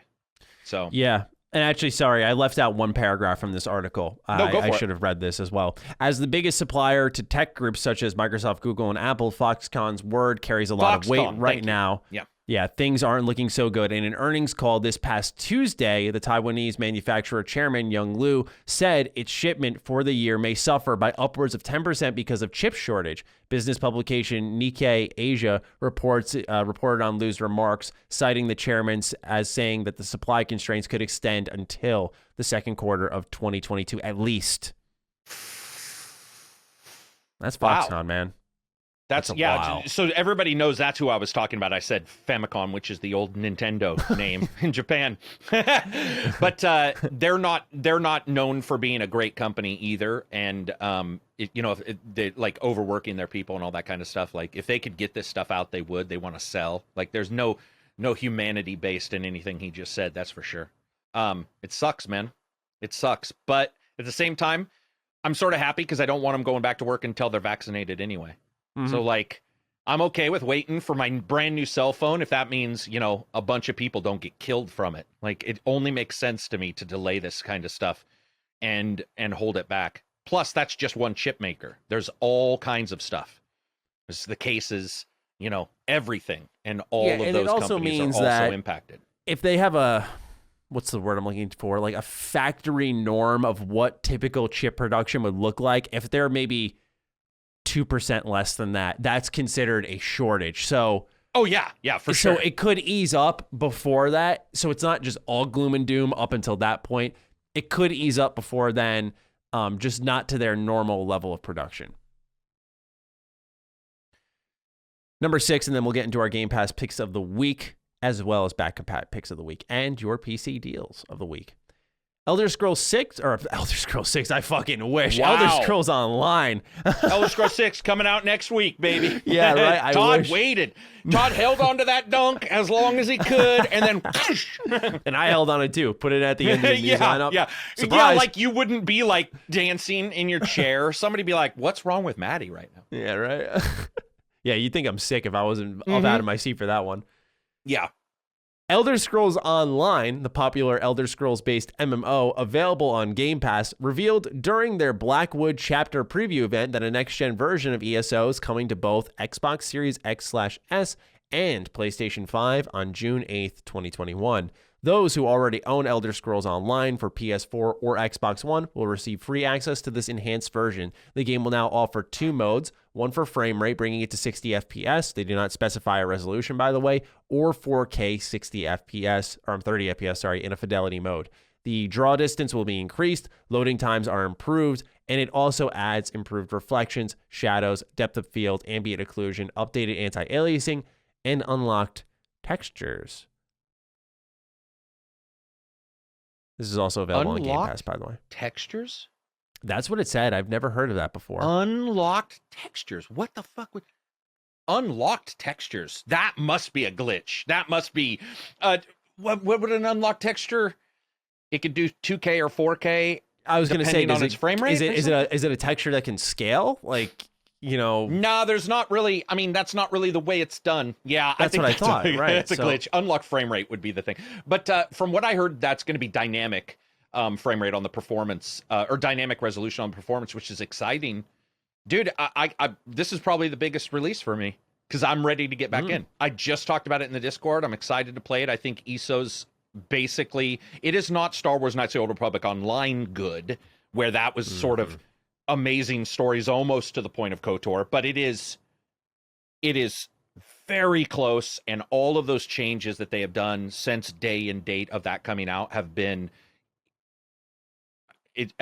all positive. Like, this is one of the few MMOs also where I hear people going, it's been down for 6 weeks. They're going to sell us Classic and then Burning Crusade, like you hear with WoW all the time, where they're always trying to work more money out. This is the MMO where every month somebody's like, they're giving us something.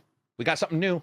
We got something new. We got something new. And it's just like, every June, man. Even during the pandemic, every June. Is that not insane? And they're huge. They're not like small things. It's been what? It's been it's been Morrowind, right? They did Morrowind and Oblivion both? They did Morrowind. They did This new chapter is going to be Oblivion. They have Skyrim in the game already. They did Skyrim in the game already. They did Somerset Isle. They did the Gold Coast, I think it's called. They did an Imperial City one. It's insane. They did one that takes you to, oh my god, it's going to bother me. Why can't I remember the name of Murkmire? Elsewhere? Murkmire? Elsewhere as well. You know, they take you all over. It's really good. Awesome.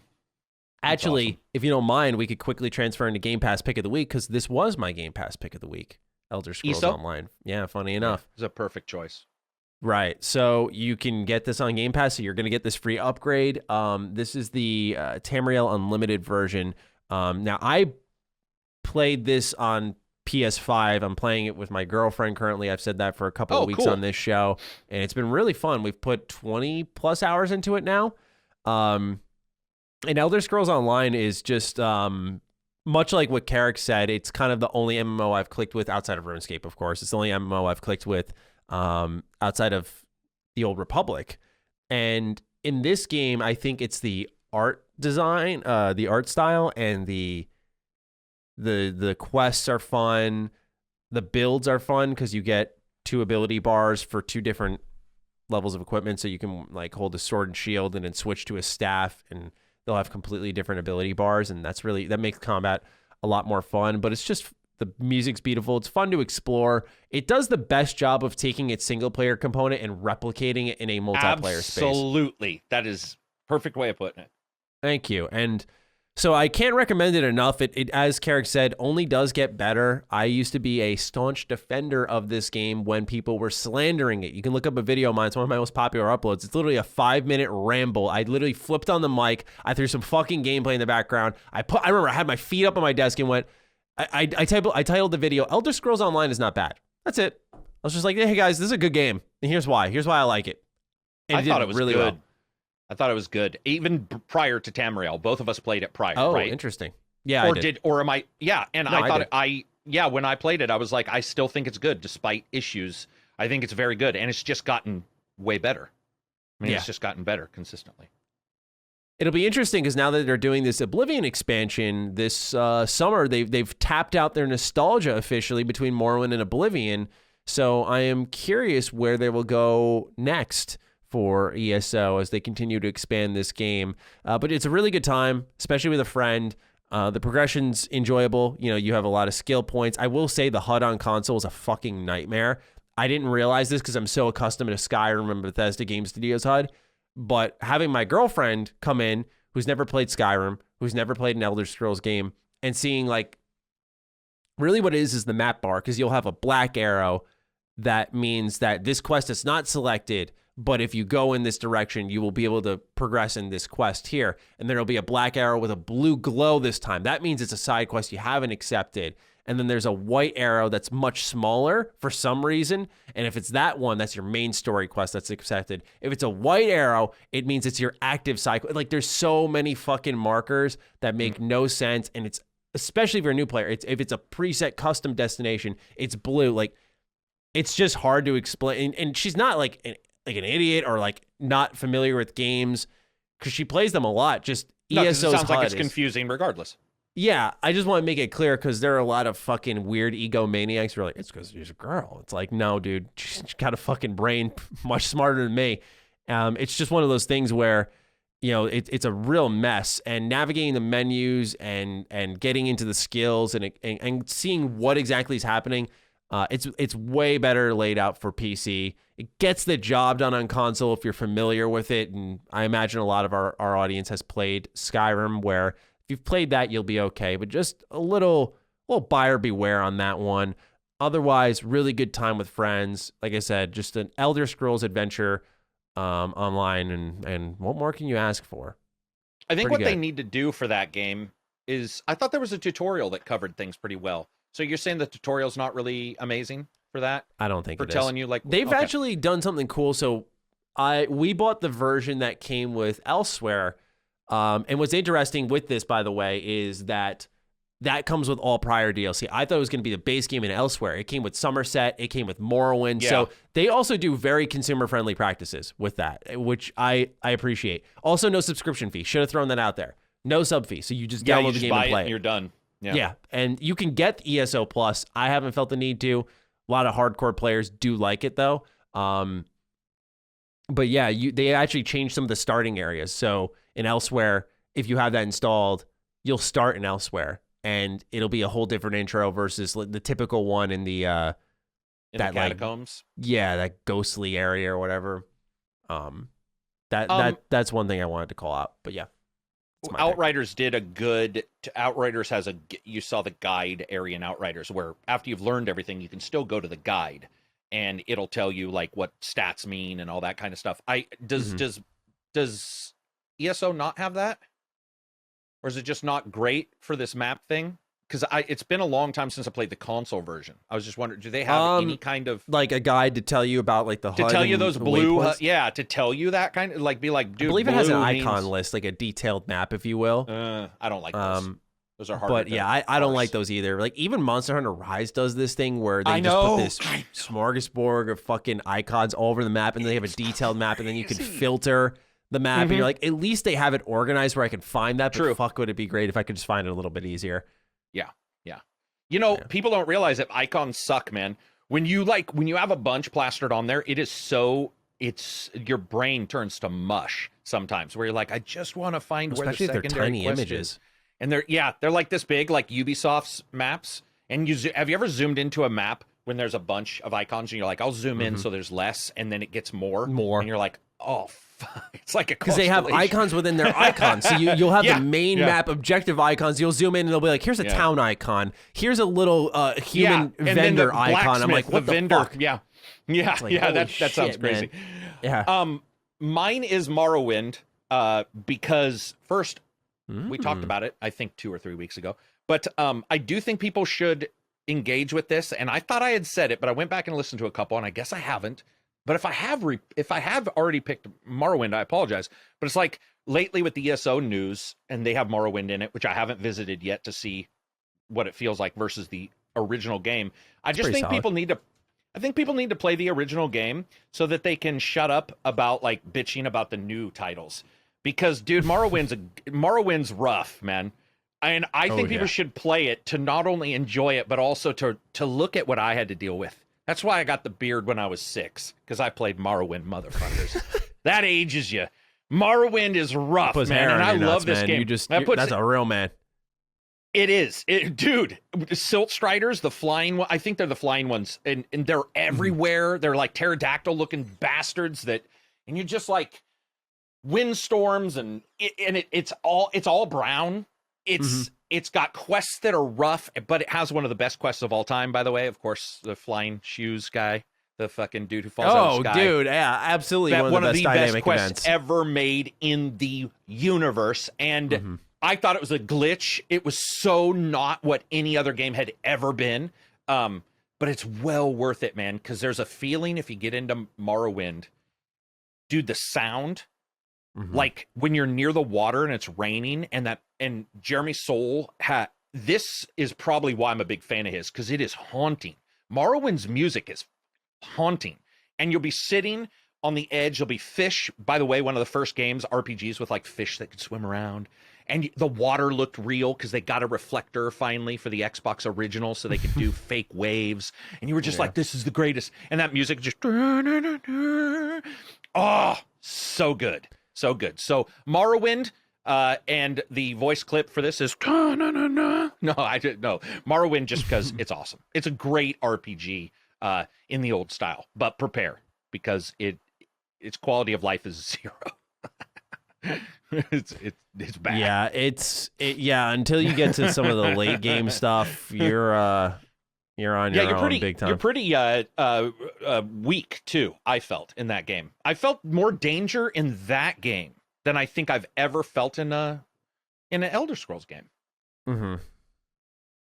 Yeah, in the case of Jeremy Soule, he's been chased out of the industry big time here. Yeah. I was making sure I remembered correctly, and yeah. No, he's gone. That's what I was saying, like that was piece of shit, but yeah. You know, just the last thing was crap, Kickstarter, man. and that's gone. But his music will forever live in my head as like some of the best music ever. And that was Morrowind. Dude, yeah, he was a major part of some of my favorite games ever. You know, separating Separating the two, it's just some really good work there. All right, yeah, Morrowind's a great pick. Let's see here. Backwards compatible pick of the week time now. Carrick, I went first for that round. Do you want to go first? Yeah, I'll go this? first. All Lost right. Planet 3, baby. Boom! One of the first games I ever reviewed. And I got to tell you, Lost Planet 3 is awesome. I don't care what anybody says. Interesting. It's got, I still talk to him, the voice actor. He's one of the first, when I first started doing voice, no voice actors had seen that. And so he contacted me. He's like, I want to say thanks. Bill Williamson is his name. He's like, I want to say thanks. Nobody's ever mentioned voice in a video game. And I still follow him. He follows me. I talk to him very occasionally, but good voice acting. It's a story about a dude. Like, that's what I liked about Lost Planet 3. It's not a military guy. He's like a miner in a robot suit, and then shit happens. And I loved the everyday, like, journal kind of stuff where he's like, today's the 14th, and this is another rock, you know, that I'm hammering away at. This is another rock. Yeah, this is the same fucking rock as yesterday. I'm pretty sure they just keep replacing it. Dude, he's good. People should check him out if they get a chance. But I thought Lost Planet 3 got middling reviews when it should have got not amazing ones, but I felt that it was reviewed low, and probably because it wasn't exactly like the other Lost Planet games. Very well worth checking out. And I think because it's backwards compat, I got to check this. I think it's streamable. I think it's one of the ones that either is gonna be or is no, it's not in the 50. I think I heard a rumor that one will be streamable. We'll have to see. I remember Lost Planet 2 I really liked because it kind of reminded me of Monster Hunter in very a much weird way. Yeah. No, that makes sense. Grapple hook too. Yes, that's true. Yeah, I forgot about that. It's been so long. That was like a 2011 or 2012 game. Like that, I was really young. Like, yeah, that game. I was really young. I barely remember. I know, right? With Lost Planet 3. I reviewed that. I remember not liking it. I think I got to go back to it, though, because that's the thing, man. What I do is I take myself at by age 16, and anything that happened before that is erased. Yeah, right. My opinions don't matter. Like, none of that it's matters. Like your minor record when you do shit before 18 and they lock it, so like adults can't see if you've done something terrible prior to your 18th birthday. That's pretty much the way you treat your reviews, right? But yeah, 16. Absolutely. Because I'm honest with myself. You know, I can't act like I was a good reviewer, but I think I tried to be fair but I don't think I understood what made a game work, you know, what the goals were and how to break things down. So there are so many games that I reviewed when I was younger that I look back and I'm like, yeah, I should give that another try. And that might be one, since you've done that open arms boom, baby. I'm like, wow, that's the seal of approval right there. Put a stamp on his arms wide open. Yeah, dude, it's a 61%. And I got to tell you, I just don't think that's like... It was like just a third-person shooter, right? If I remember correctly. I mean, some places gave it 90s, and then, you know, like you get... You know what it kind of reminded me of? What? Yeah, you know, it reminded me of how I felt going from... I don't think you liked this one, but Red Faction Guerrilla, I liked a lot. Yeah. I played Red Faction Armageddon, I think it was. Do you remember that game? You were in the caves and stuff. It was very linear and just... Very drab.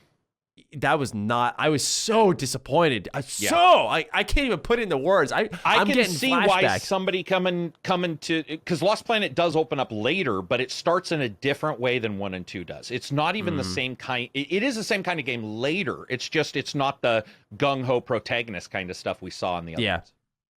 Yeah, I got to refresh my memory on those games. I never played the first one. I only played you never 2 and did? 3. That would have been... I mean, speaking of young... But, I mean, I think that was 360. That was like 2006 or something. Yeah, that was like 360 day one kind of thing. I mean, like, I think that was like ages and ages ago. Which even I was for like me, 2006. I was 13. I was 10, 11. 10. Yeah. Lost Planet 1. That was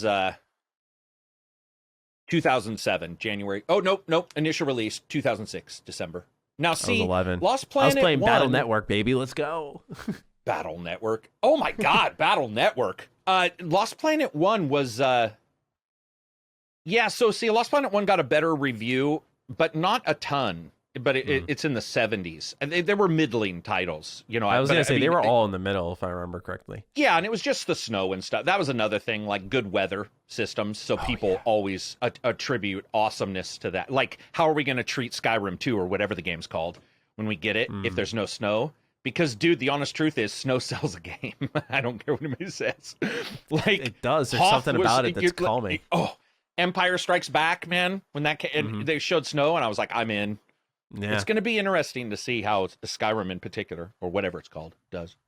Do you know where it's supposed to be? They showed Elder the land, Scrolls right? 6? For Elder Scrolls 6? Hammerfell, for sure. Hammerfell. So Hammerfell, do you know enough? I mean, are you able to like be like, Hammerfell's got a, you know, like a fucking climate of 48% humidity? Or if we're going off what I saw in Elder Scrolls Online, there's a partial desert climate.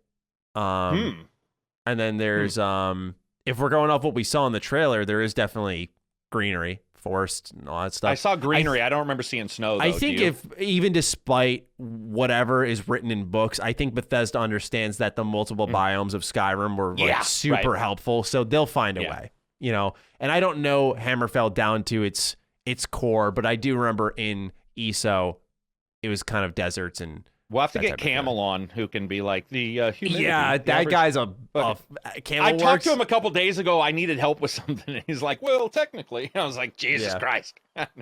Let me look up some pictures, make sure I'm remembering correctly. I think with all I care about is like snow. It's weird. Desert would be cool. Yeah, it's a or not Hammerfell. I looked up elsewhere. Hammerfell. Yeah, Hammerfell's like a deserty. Stone structure. Yeah, it's interesting because it's that splash of green and blue skies in a otherwise brown environment. But if this trailer from Elder Scrolls 6 is to be, you know, taken as Hammerfell, looks like coastal towns, mountainous regions, and I'm sure at the mountains you could put the snow, justify it somehow, rainy regions, swampy regions. It looks like it can be a pretty diverse. I can't fucking wait for this game. I'm so excited. I gotta stop talking about it. All right, my backwards compatible pick of the week is Dragon Ball Z Kakarot. So this is on sale right now on the Xbox store for $24, and this is about the price I would pay. I like the game a lot as a DBZ fan, but it was just a DBZ game. Like it did a good job recounting the story. They should have just called it Dragon Ball Z Gohan because it was Gohan's story. No problem. And so ultimately, I felt, you know, at this price point with the free updates they added a card game in there, which is pretty much Yu-Gi-Oh! Dragon Ball, and it's fun as shit. Like seriously underrated. You can get cards by completing stuff in the story, and it's got its own mode where you can really just get all of the unlocks. Really good time. I hope they have a separate app for it at some point. But as for Dragon Ball Z Kakarot, it's a light action RPG. So there are skills you can assign. There's upgrades you can equip and a skill tree, if I remember correctly. But ultimately, it is a game coming from CyberConnect 2. They are best known for their work on the Ultimate Ninja Storm trilogy, as well as the fourth game. And so they have that more bombastic, flashy anime style combat that is very simplistic. It's just kind of the B button with some button mapping for like L2 and triangle or L2 and square. And you'll do, because I played it on PS4 when I first played it and got the platinum trophy, where you'll do these different types of attacks and like a Kamehameha, Spirit Ball, what have you. And there's some cool endgame content. They've added some DLC that ties into some of the movies for Dragon Ball Super. Like they did one for the Battle of the Gods, and I think they did one for Resurrection of Frieza with Golden Frieza. So it's a really enjoyable game. The semi-open world segments of this are kind of the biggest selling point. You know, it's the biggest difference we've seen from other Dragon Ball games, which are typically like 3D arenas or side scrollers. This is a fully open explorable world with some interconnected loading screens here and there. And you can do stuff like fish, you can cook food, and those moments are nice, but the luster for them can wear off, which is why I think $24 is a pretty safe point. So it's really enjoyable. Just don't expect much from combat. There are nice intermittent encounters. Hello. Dog, hello, dog. Oh my God, look at him. Dog's not happy about being up here. Oh my God. I could not expect that at all. I was like, what the fuck happened to Carrick? He got way But cuter. yeah, Dragon Ball Z Kakarot is my backwards compat pick of the week. What is yours whenever you're good to go? I think I covered it already, didn't I? You did. Backwards. Did you? Lost Planet. Yep. I started. Oh, Jesus Christ. Yeah, sorry. That wasn't Game Pass. No, that's all right. That wasn't Game Pass. Because Yeah, some of I them got are it mixed backwards up, 'cause compat and Game Pass. Some are Game Pass and backwards compat. Yeah, that's what's going to happen a couple of times as we start to mix in Xbox One games into the back compat. Is like, oh fuck, It's happened to me just already going back like and 3 or forth. 4 times when you and I talk, true. and I'm like, is that one? All right, time for our PC deals of the week. Only games this time around, but some pretty good game deals happening over on Steam, one on Humble Bundle. So 4 deals that we're going to highlight here on Steam. Number 1, Spyro Reignited Trilogy. This is $15.99, 60% off. Pretty good deal for 3 games remastered on Steam. I will say I'm unaware of how the port is for that game. Another one, me too. PGA Tour 2K21. This is not on Game Pass as far as I'm aware. So it's one of the few missing sports titles. So if you're into golf, this is $20 or 67% off. Pretty good deal. I got some buddies who have this game and really like it. The career mode apparently is a lot of people are fans of it. And I grew up playing the PGA Tour games. So Tiger Woods, so did by the I. way. So they were PGA Tour 04 was fucking awesome. It's the one of Tiger in his red polo crouching with the putter on the cover art. That's my favorite one. Tiger was the shit, man. Oh, yeah. He still is to some extent. Just, he's getting old. No, I'm sorry. I just mean when I say that, I just mean he's the legend that brought a lot of people into golf. Oh, yeah. Dude. Yeah, he was a strong example. And just like, Arnold Palmer was way too old. I mean, I loved him, but he was old. It was like, and because there was Arnold Palmer golf for like the Genesis and Saturn, I think. But Tiger, Right. man, yeah. He just collected, like, he was that young guy that just came in. It was very cool. Yeah. Major movement for the sport. Number 3 on Steam as well. Space Engineers, $13, 30% off. This one I know a lot of people like, so I felt like it was worth throwing out there if you want to go ahead and take a dive. The last Steam deal. Can I sell one real quick? Oh, yeah. Yeah, of course. You can always. I'll just do it off the top of my head. If you're a DM or if you like RPG stuff or if you need a need for dice, I've sold this a couple times on Twitter to people. There's a thing called Sophie's Dice. It's $4.99 on Steam, and it is a dice rolling program that you can get on Windows, Steam, and Android, and it is the coolest fucking thing ever. You can upload icons. You can upload your own pictures to go on. The programmer has put like thousands of dice in there. So it's not just like a 6-sided dice. It'll be like a treasure chest with 6 sides. And you can roll the treasure chest so you can have themed dice. And it's called Sophie's Dice because that's the name of the person who designed it, Sophie. And I'm telling you, man, I ask a question and she's just like, boom, here you go. Boom, here you go. Always answering, always super helpful. Does an incredible amount of stuff on itch.io.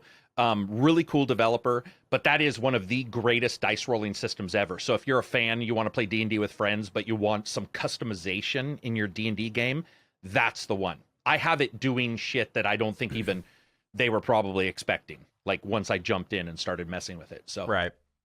that was it.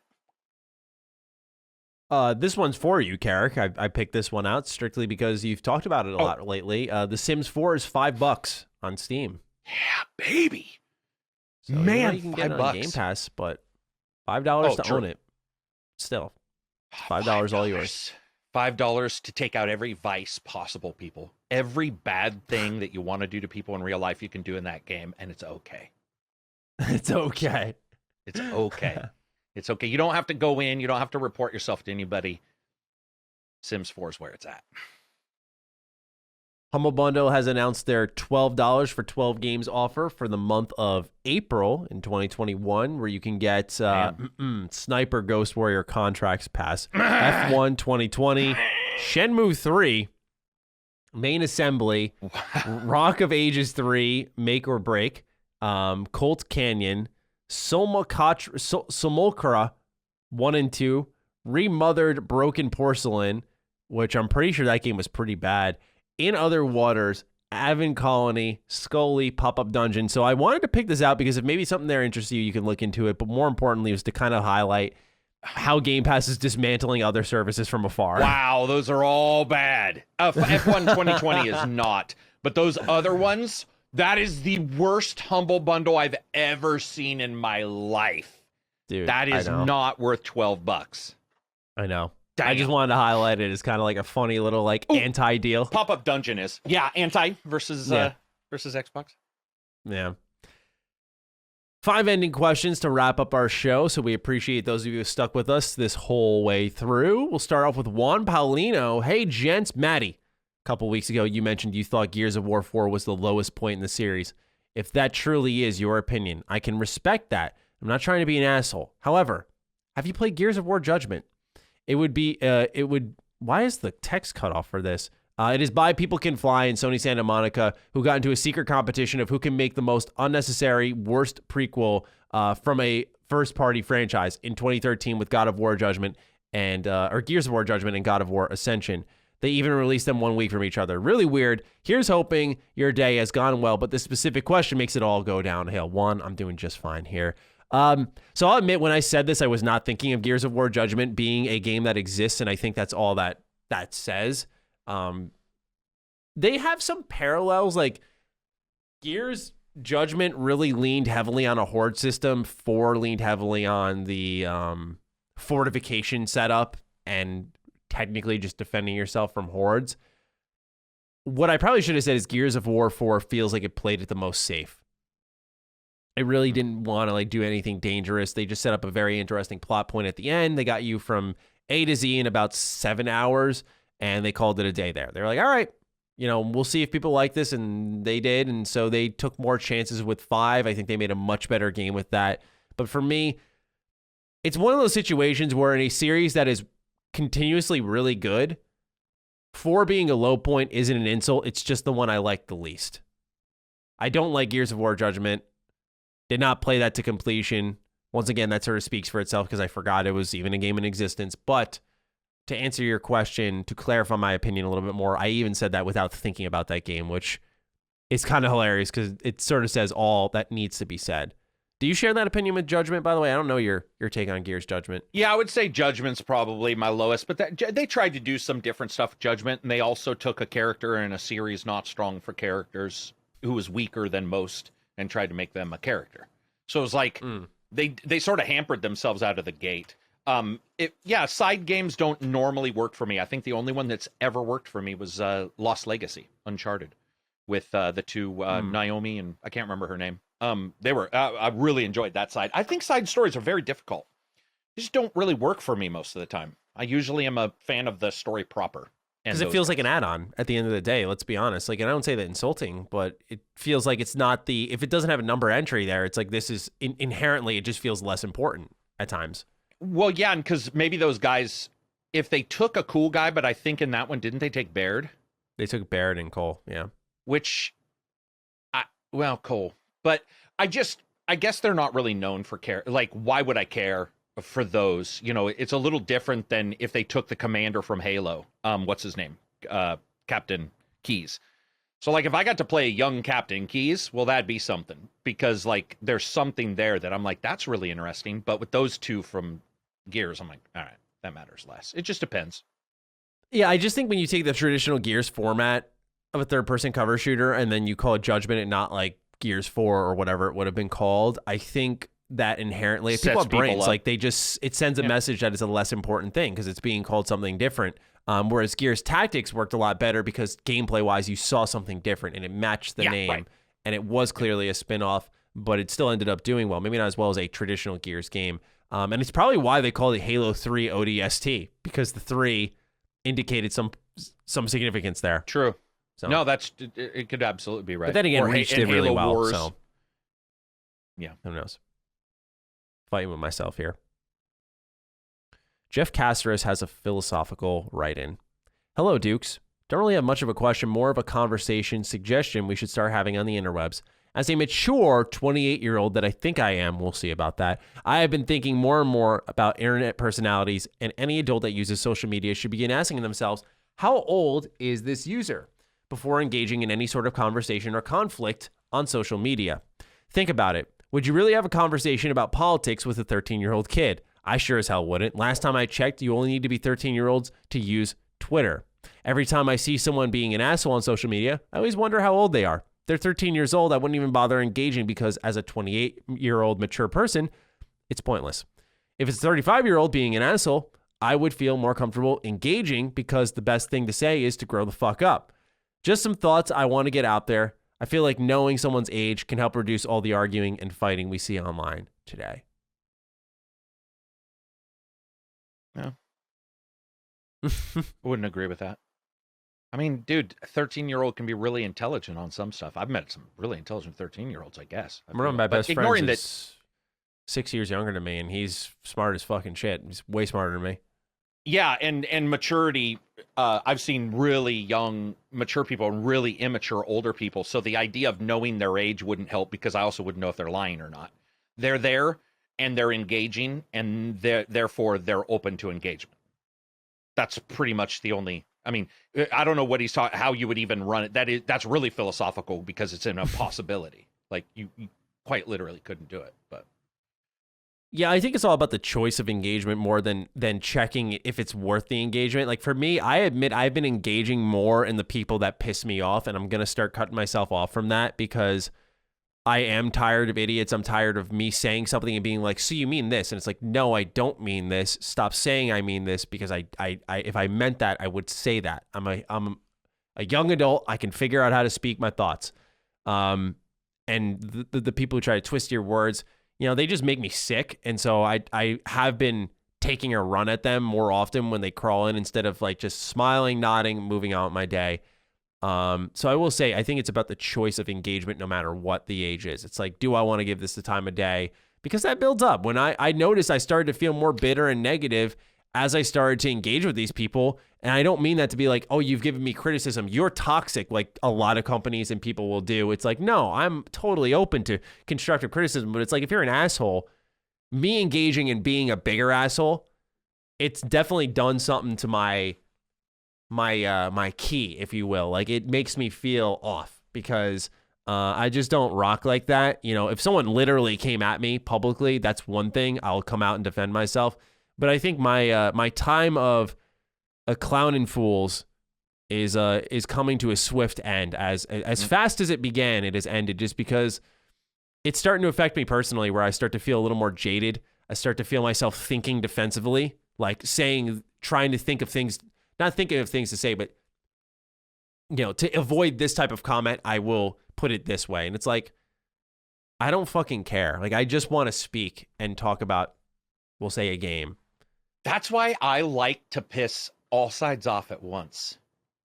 Like, I get such horrible joy. I get such joy. Like I love when somebody gives you shit because I'll see you respond and then I'll go in there and I'll just be like, let's lay some nukes down. This is going to be a blast. I love it.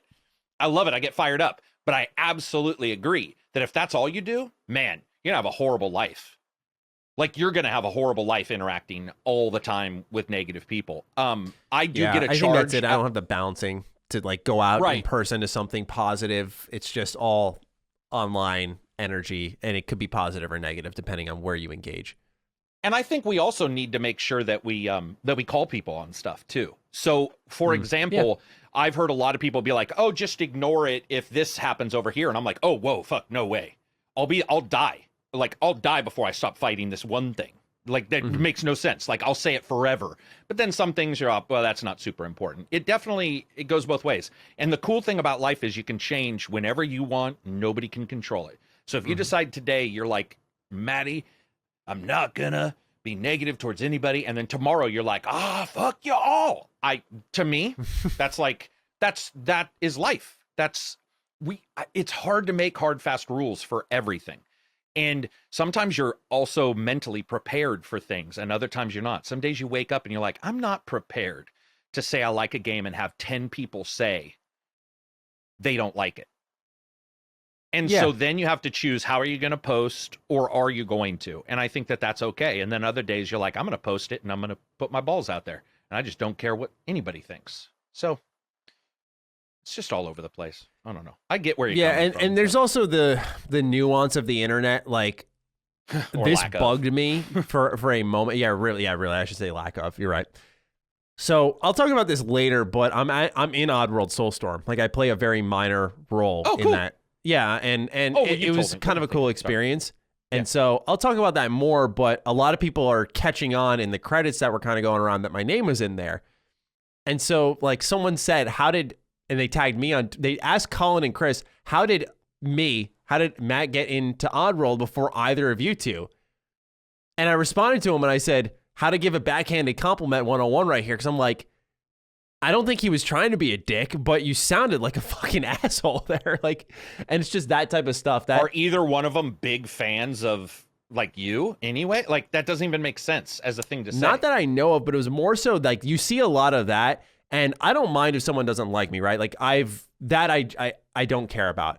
What I hate is being underestimated, and it fuels me because I like hate kind of being the low rung on the ladder, the guy who's like, like Matty. It's Matty. Like, he shouldn't have that opportunity. Come on. Like, let's be realistic. It's like, gotcha. Well, why not? And so it fuels that mindset, but it makes me the only sperm that got to the egg. I mean, you never know, right? Like, that feeble swimmer somehow defeated all those other sperm and got to the egg. So he should be asking his mom and dad, how was I made? Jesus Christ. I'm just saying. Dude, the thing is, I'll just drop a bomb and say, I don't give a fuck. What are they going to do? Steal my birthday? That kind of stuff, that kind of backhanded stuff, I'm just over. Like it makes no sense. I get what you mean about being underestimated, and you're absolutely right to use it as a fire because it's just like, you are tweeting 3 of us who are huge, and you're sitting at your home masturbating into your mayonnaise jar and leaving it in your fucking fridge because you're a serial killer. And I'm sitting here on Twitter with my 20 whatever thousand subscribers I've got. I don't know how many you've got. And so that's why, Like that's and I don't think he had negative intentions at all. Okay, I just well, think if you're listening and you didn't, I apologize. Take it all back. No, I'm not even saying you have to because I'm sure he's aware of like how you are, but I'm more so just saying there's a lot of that online where people don't realize how casually. I would rather you be an asshole to me than just be disrespectful. Does that make sense? Like I would rather you just be like, I fucking hate you because it's like, all right, at least you're being real, rather than like, I don't think you're good enough for something like this. Like, whoa, fuck you then. That type of shit. I get you. But I get you for sure. Different nooks and crannies all around. We're all different. Next question. Scott Wilton. Kind of sounds like Scott Pilgrim. Hey, you Dukes. In the past few years, I have turned from buying everything physical to now digital, mostly because I'm too lazy to change discs. Do you think Xbox will ever have a feature where I can download the games I already own physically for free? Appreciate your time. Love the podcast, Scott. I need to fly through that because I don't fucking get this. I see this all the time that people don't like physical because they can't change their fucking discs. What happened? I don't know, dude. What happened? It's a minute tops. Yeah, maybe kids need to do more lawns like I had to mow or something. I don't know what happened, but to me, it's like, dude, even if it was across the room, I would get up and I would just eject it, but apparently it's difficult. Dude, I don't know if these people lock their fucking games in a safe and you gotta like put the stethoscopes on and like fucking feel it out and rehack it out. That's awesome. Yeah, like I don't know what's happening with your game storage situation, if it's in a drawer even.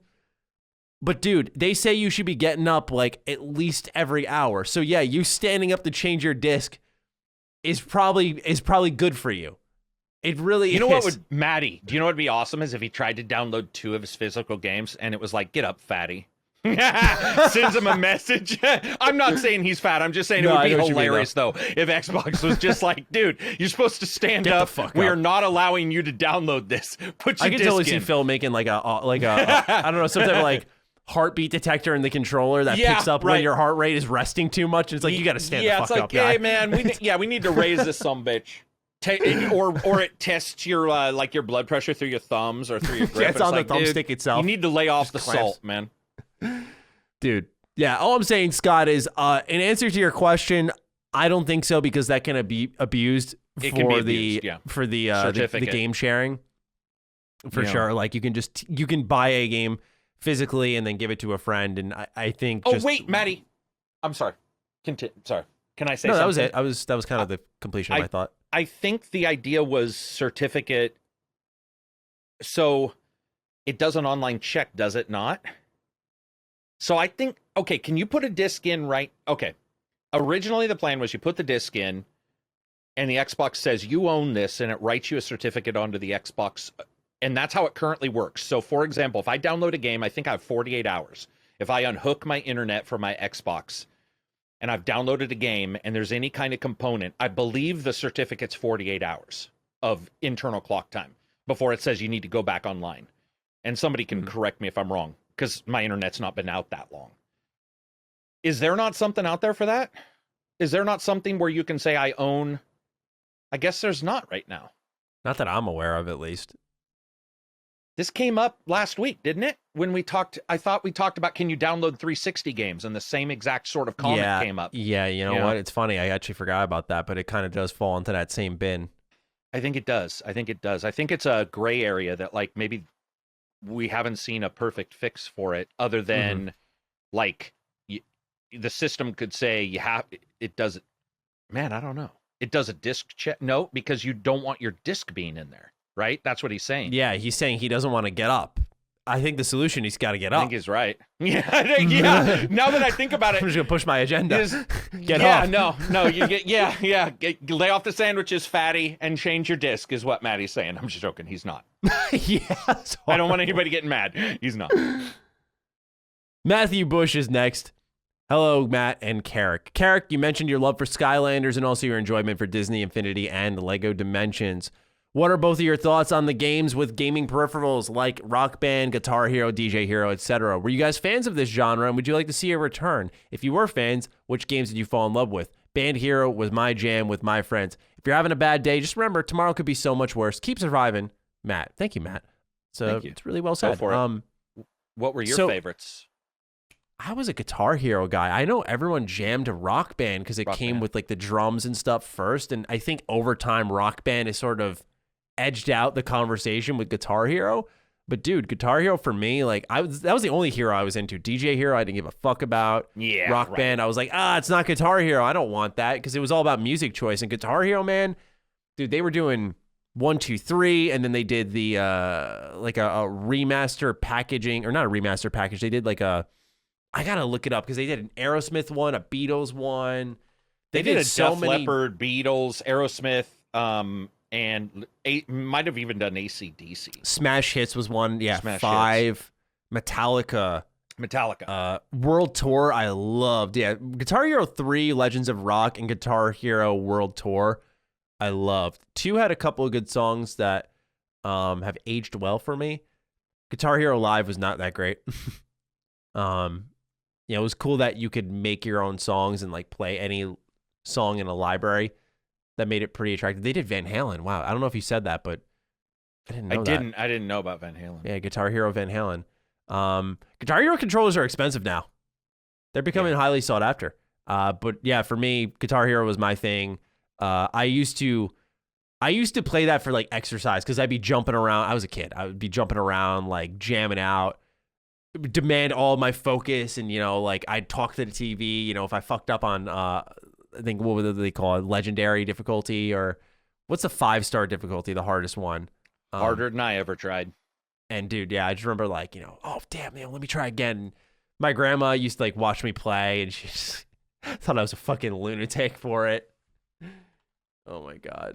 I think Rock Band I liked because of the drums, because it was the only instrument that required you to do the instrument. That's what it was. So I liked the guitar stuff, but because it wasn't strings, I was really confused by the buttons versus like Rocksmith, which uses the actual guitar, which is pretty cool. That was cool. I would say Rock Band I did. And then my wife and some of her friends would do, sing along nights. I remember they did like a 1980s night. Oh, no. They all got dressed up and did like 1980s songs and shit off of there, which was fun for her. Yeah. But yeah, I mean, I wasn't huge into them. They were also really expensive. It depends on my monetary situation at that time. But that you're talking $199, I believe. If I remember right, it was $159 or $199 per set. Like, unless it was maybe a Christmas or something. But when they first came out, it was pretty ridiculous. And then you had all the DLC shit. I do remember a friend had a hacked Xbox, and he had every song like on there, like every single song, just thousands of songs, and that was pretty cool. You know what? I think I was wrong. I think Beatles did Rock Band. Was it Rock Band? Was it Rock Band? Hold on, because I know my girlfriend and DJ Hero, who whatever. Nobody bought that. Who gives a shit? I think Cadiz, one of my friends, is really Beatles Rock good Band. at it. Beatles Rock Band. Harmonix did that. Interesting. They're still around. I don't know about the other ones. Like if there's any other ones? Rocksmith is probably the real one, because it uses a real guitar. The rest are sort of just the instrument singing. Some people like changed karaoke. the I do guitar not buttons at all. on the Oh, did they? on the Guitar Hero Live controller. So it was like a high button and a low button, and it was just, I don't know if my brain just didn't adjust, but dude, it felt awful. Like it was just like high white, low white, and they like the icons were not as distinguishable. Oh, wow. Yeah. Yeah, I had trouble with that. I wasn't a fan of that game. I remember being so excited when I got it too. Last question of the show. TJ Livy. Hey guys, in a recent episode of Sacred Symbols, Colin, Chris, and Dustin started talking about how they would rather spend more money just to have a game run at good frames. And I found myself agreeing because I had done just the same thing. Just Cause was free for PS Plus, so I tried it on my PS4 and it was so choppy and awful frames. So it had a sale on Steam and I immediately noticed the difference. So I wanted to know, do you guys do the same? Do you spend more money on something just to get the right frame rate or graphics? I feel like I've become a snob now. Only thing I've done is Shovel Knight originally came out on DS, and I didn't have the XL. I don't even think the XL was a thing at that time. My hands were around this size, maybe a little bit smaller. And I remember, like, just the DS was this tight fucking machine. I was like, dude, you cannot control, like, this sucks. Like, I don't like this. This feels awful. So I waited. I put it down and said, hopefully this comes to PS Vita. Good news. It did. And I'm happy I did because when I played it, it was because the console was wider. I had my grips there. It felt so much better to play, and I actually beat it. I had boss fights like against the Plague Knight in the original Shovel Knight. I could not beat on the DS to save my life. When I went on to the Vita, way easier. It was way easier because I had better control. So I've had those types of things where I buy a particular game on a system that I think I'm going to enjoy it on more, not even performance-wise. I'll buy games on my Switch, even though they're probably better on PS4, because I may want that experience like in bed or on the go, that type of thing. I like that. Like Mega Man 11. It's like Mega Man 11's not a graphical showcase. It's art style based. I'm sure it looks fine and runs fine. It's not going to, push the frame rate. I can live with 60 FPS Mega Man. So for me personally, I bought it on my Switch, because I would love to lay in bed and play a little Mega Man like I did when I was a kid. So, for me, it's about that factor, not really performance, although, I'm sure over time that may become a thing for me too. Well, the questions, it really is just basically, like, for the most part, console versus PC. Like, because that's usually where that frame rate, I guess Switch, obviously, Switch would also be in this conversation. But, so I would say for the most part, no. Because most of the time now there's a performance mode or something. I certainly want more performance, but I also want it to look good. So, and I want to know it can run well. I don't think I've ever been in that position to where if I want it, I buy the best version of it I can, which is the PC, simply because I have the money for the PC. But I want to make it clear that if it's 30 frames, let's say, as long as it's locked or close, I'm just not one of those type of people that will be like, this is unacceptable. I think those people have forgotten what it's like to see truly unacceptable. I played games where pixels would disappear on the same line because they had too many. And so it would just stop drawing pixels, entire parts of the game. Like I played Sega Rally where entire mountains wouldn't appear until they showed up. So like I can exist with 30 frames per second. I don't love it, but it's not gonna kill me. It's not going to kill me. Same. All right. That's it. Episode 14 in the books. It was a good one. Boom. We got through it. A lot of interesting stuff. No technical stuff other than the starting. Like we got through the entire thing. It adds on time because now I'm like starving. Where normally when we finish defining Duke at like 4:30, where it's 5:30 now. True. I'm starving. So it's like, my lunch has been missed. It's time for dinner. And we'll have a second meal at probably 7 or 8. Fucks like everything a Hobbit, up. Second. What would you call it? What do they call it? Second lunch. Second lunch, and damn, they had names for that. I have no idea then. No. In the movie, the Hobbits call it second lunch and like Dinnertons or something, where they had because they were always eating. And so it was like they had, brunch, second lunch. There was like a couple different ones. Yeah, man. We got through it quite easily. I had forgotten that, we started late again, as always. There's always something. Always something. Yeah, thank you everybody for watching, man. It's been a blast. Yeah, we Absolutely appreciate it. Make sure to review. Yes, if you got this far, a review would go a long way. I wanted to lay off the gas on that a little bit because I know we have been pressing it. But yeah, those things, they do tend to help as our audio platform grows. So we appreciate those of you who do take the time to just leave us a 5-star rating and move on with your merry day. With that, Carrick, any final words, final thoughts? No, hope everybody has a really good rest of their week. You better be listening on Friday, the ham broadcast. Yeah, we'd love to see you there, certainly. We'll do something. We'll do something special for people who like overlap in multiple podcasts at some point. I feel like we already do because our conversations. I noticed when we talked about, I forgot what it was specifically, but we had a week where something happened with Xbox, and we had that same topic as that headlined, defining Duke as ham, which happens from time to time. But we had a completely different conversation from the two shows, and it was like, that's the treat itself, right? We have so many thoughts that we got 2 shows for it. Yeah, exactly. So definitely review us. Make a fake account. Review us for each one. 5 stars. That'd be sick. Yep, inflate our numbers. Exactly. Thank you, everybody. I appreciate it.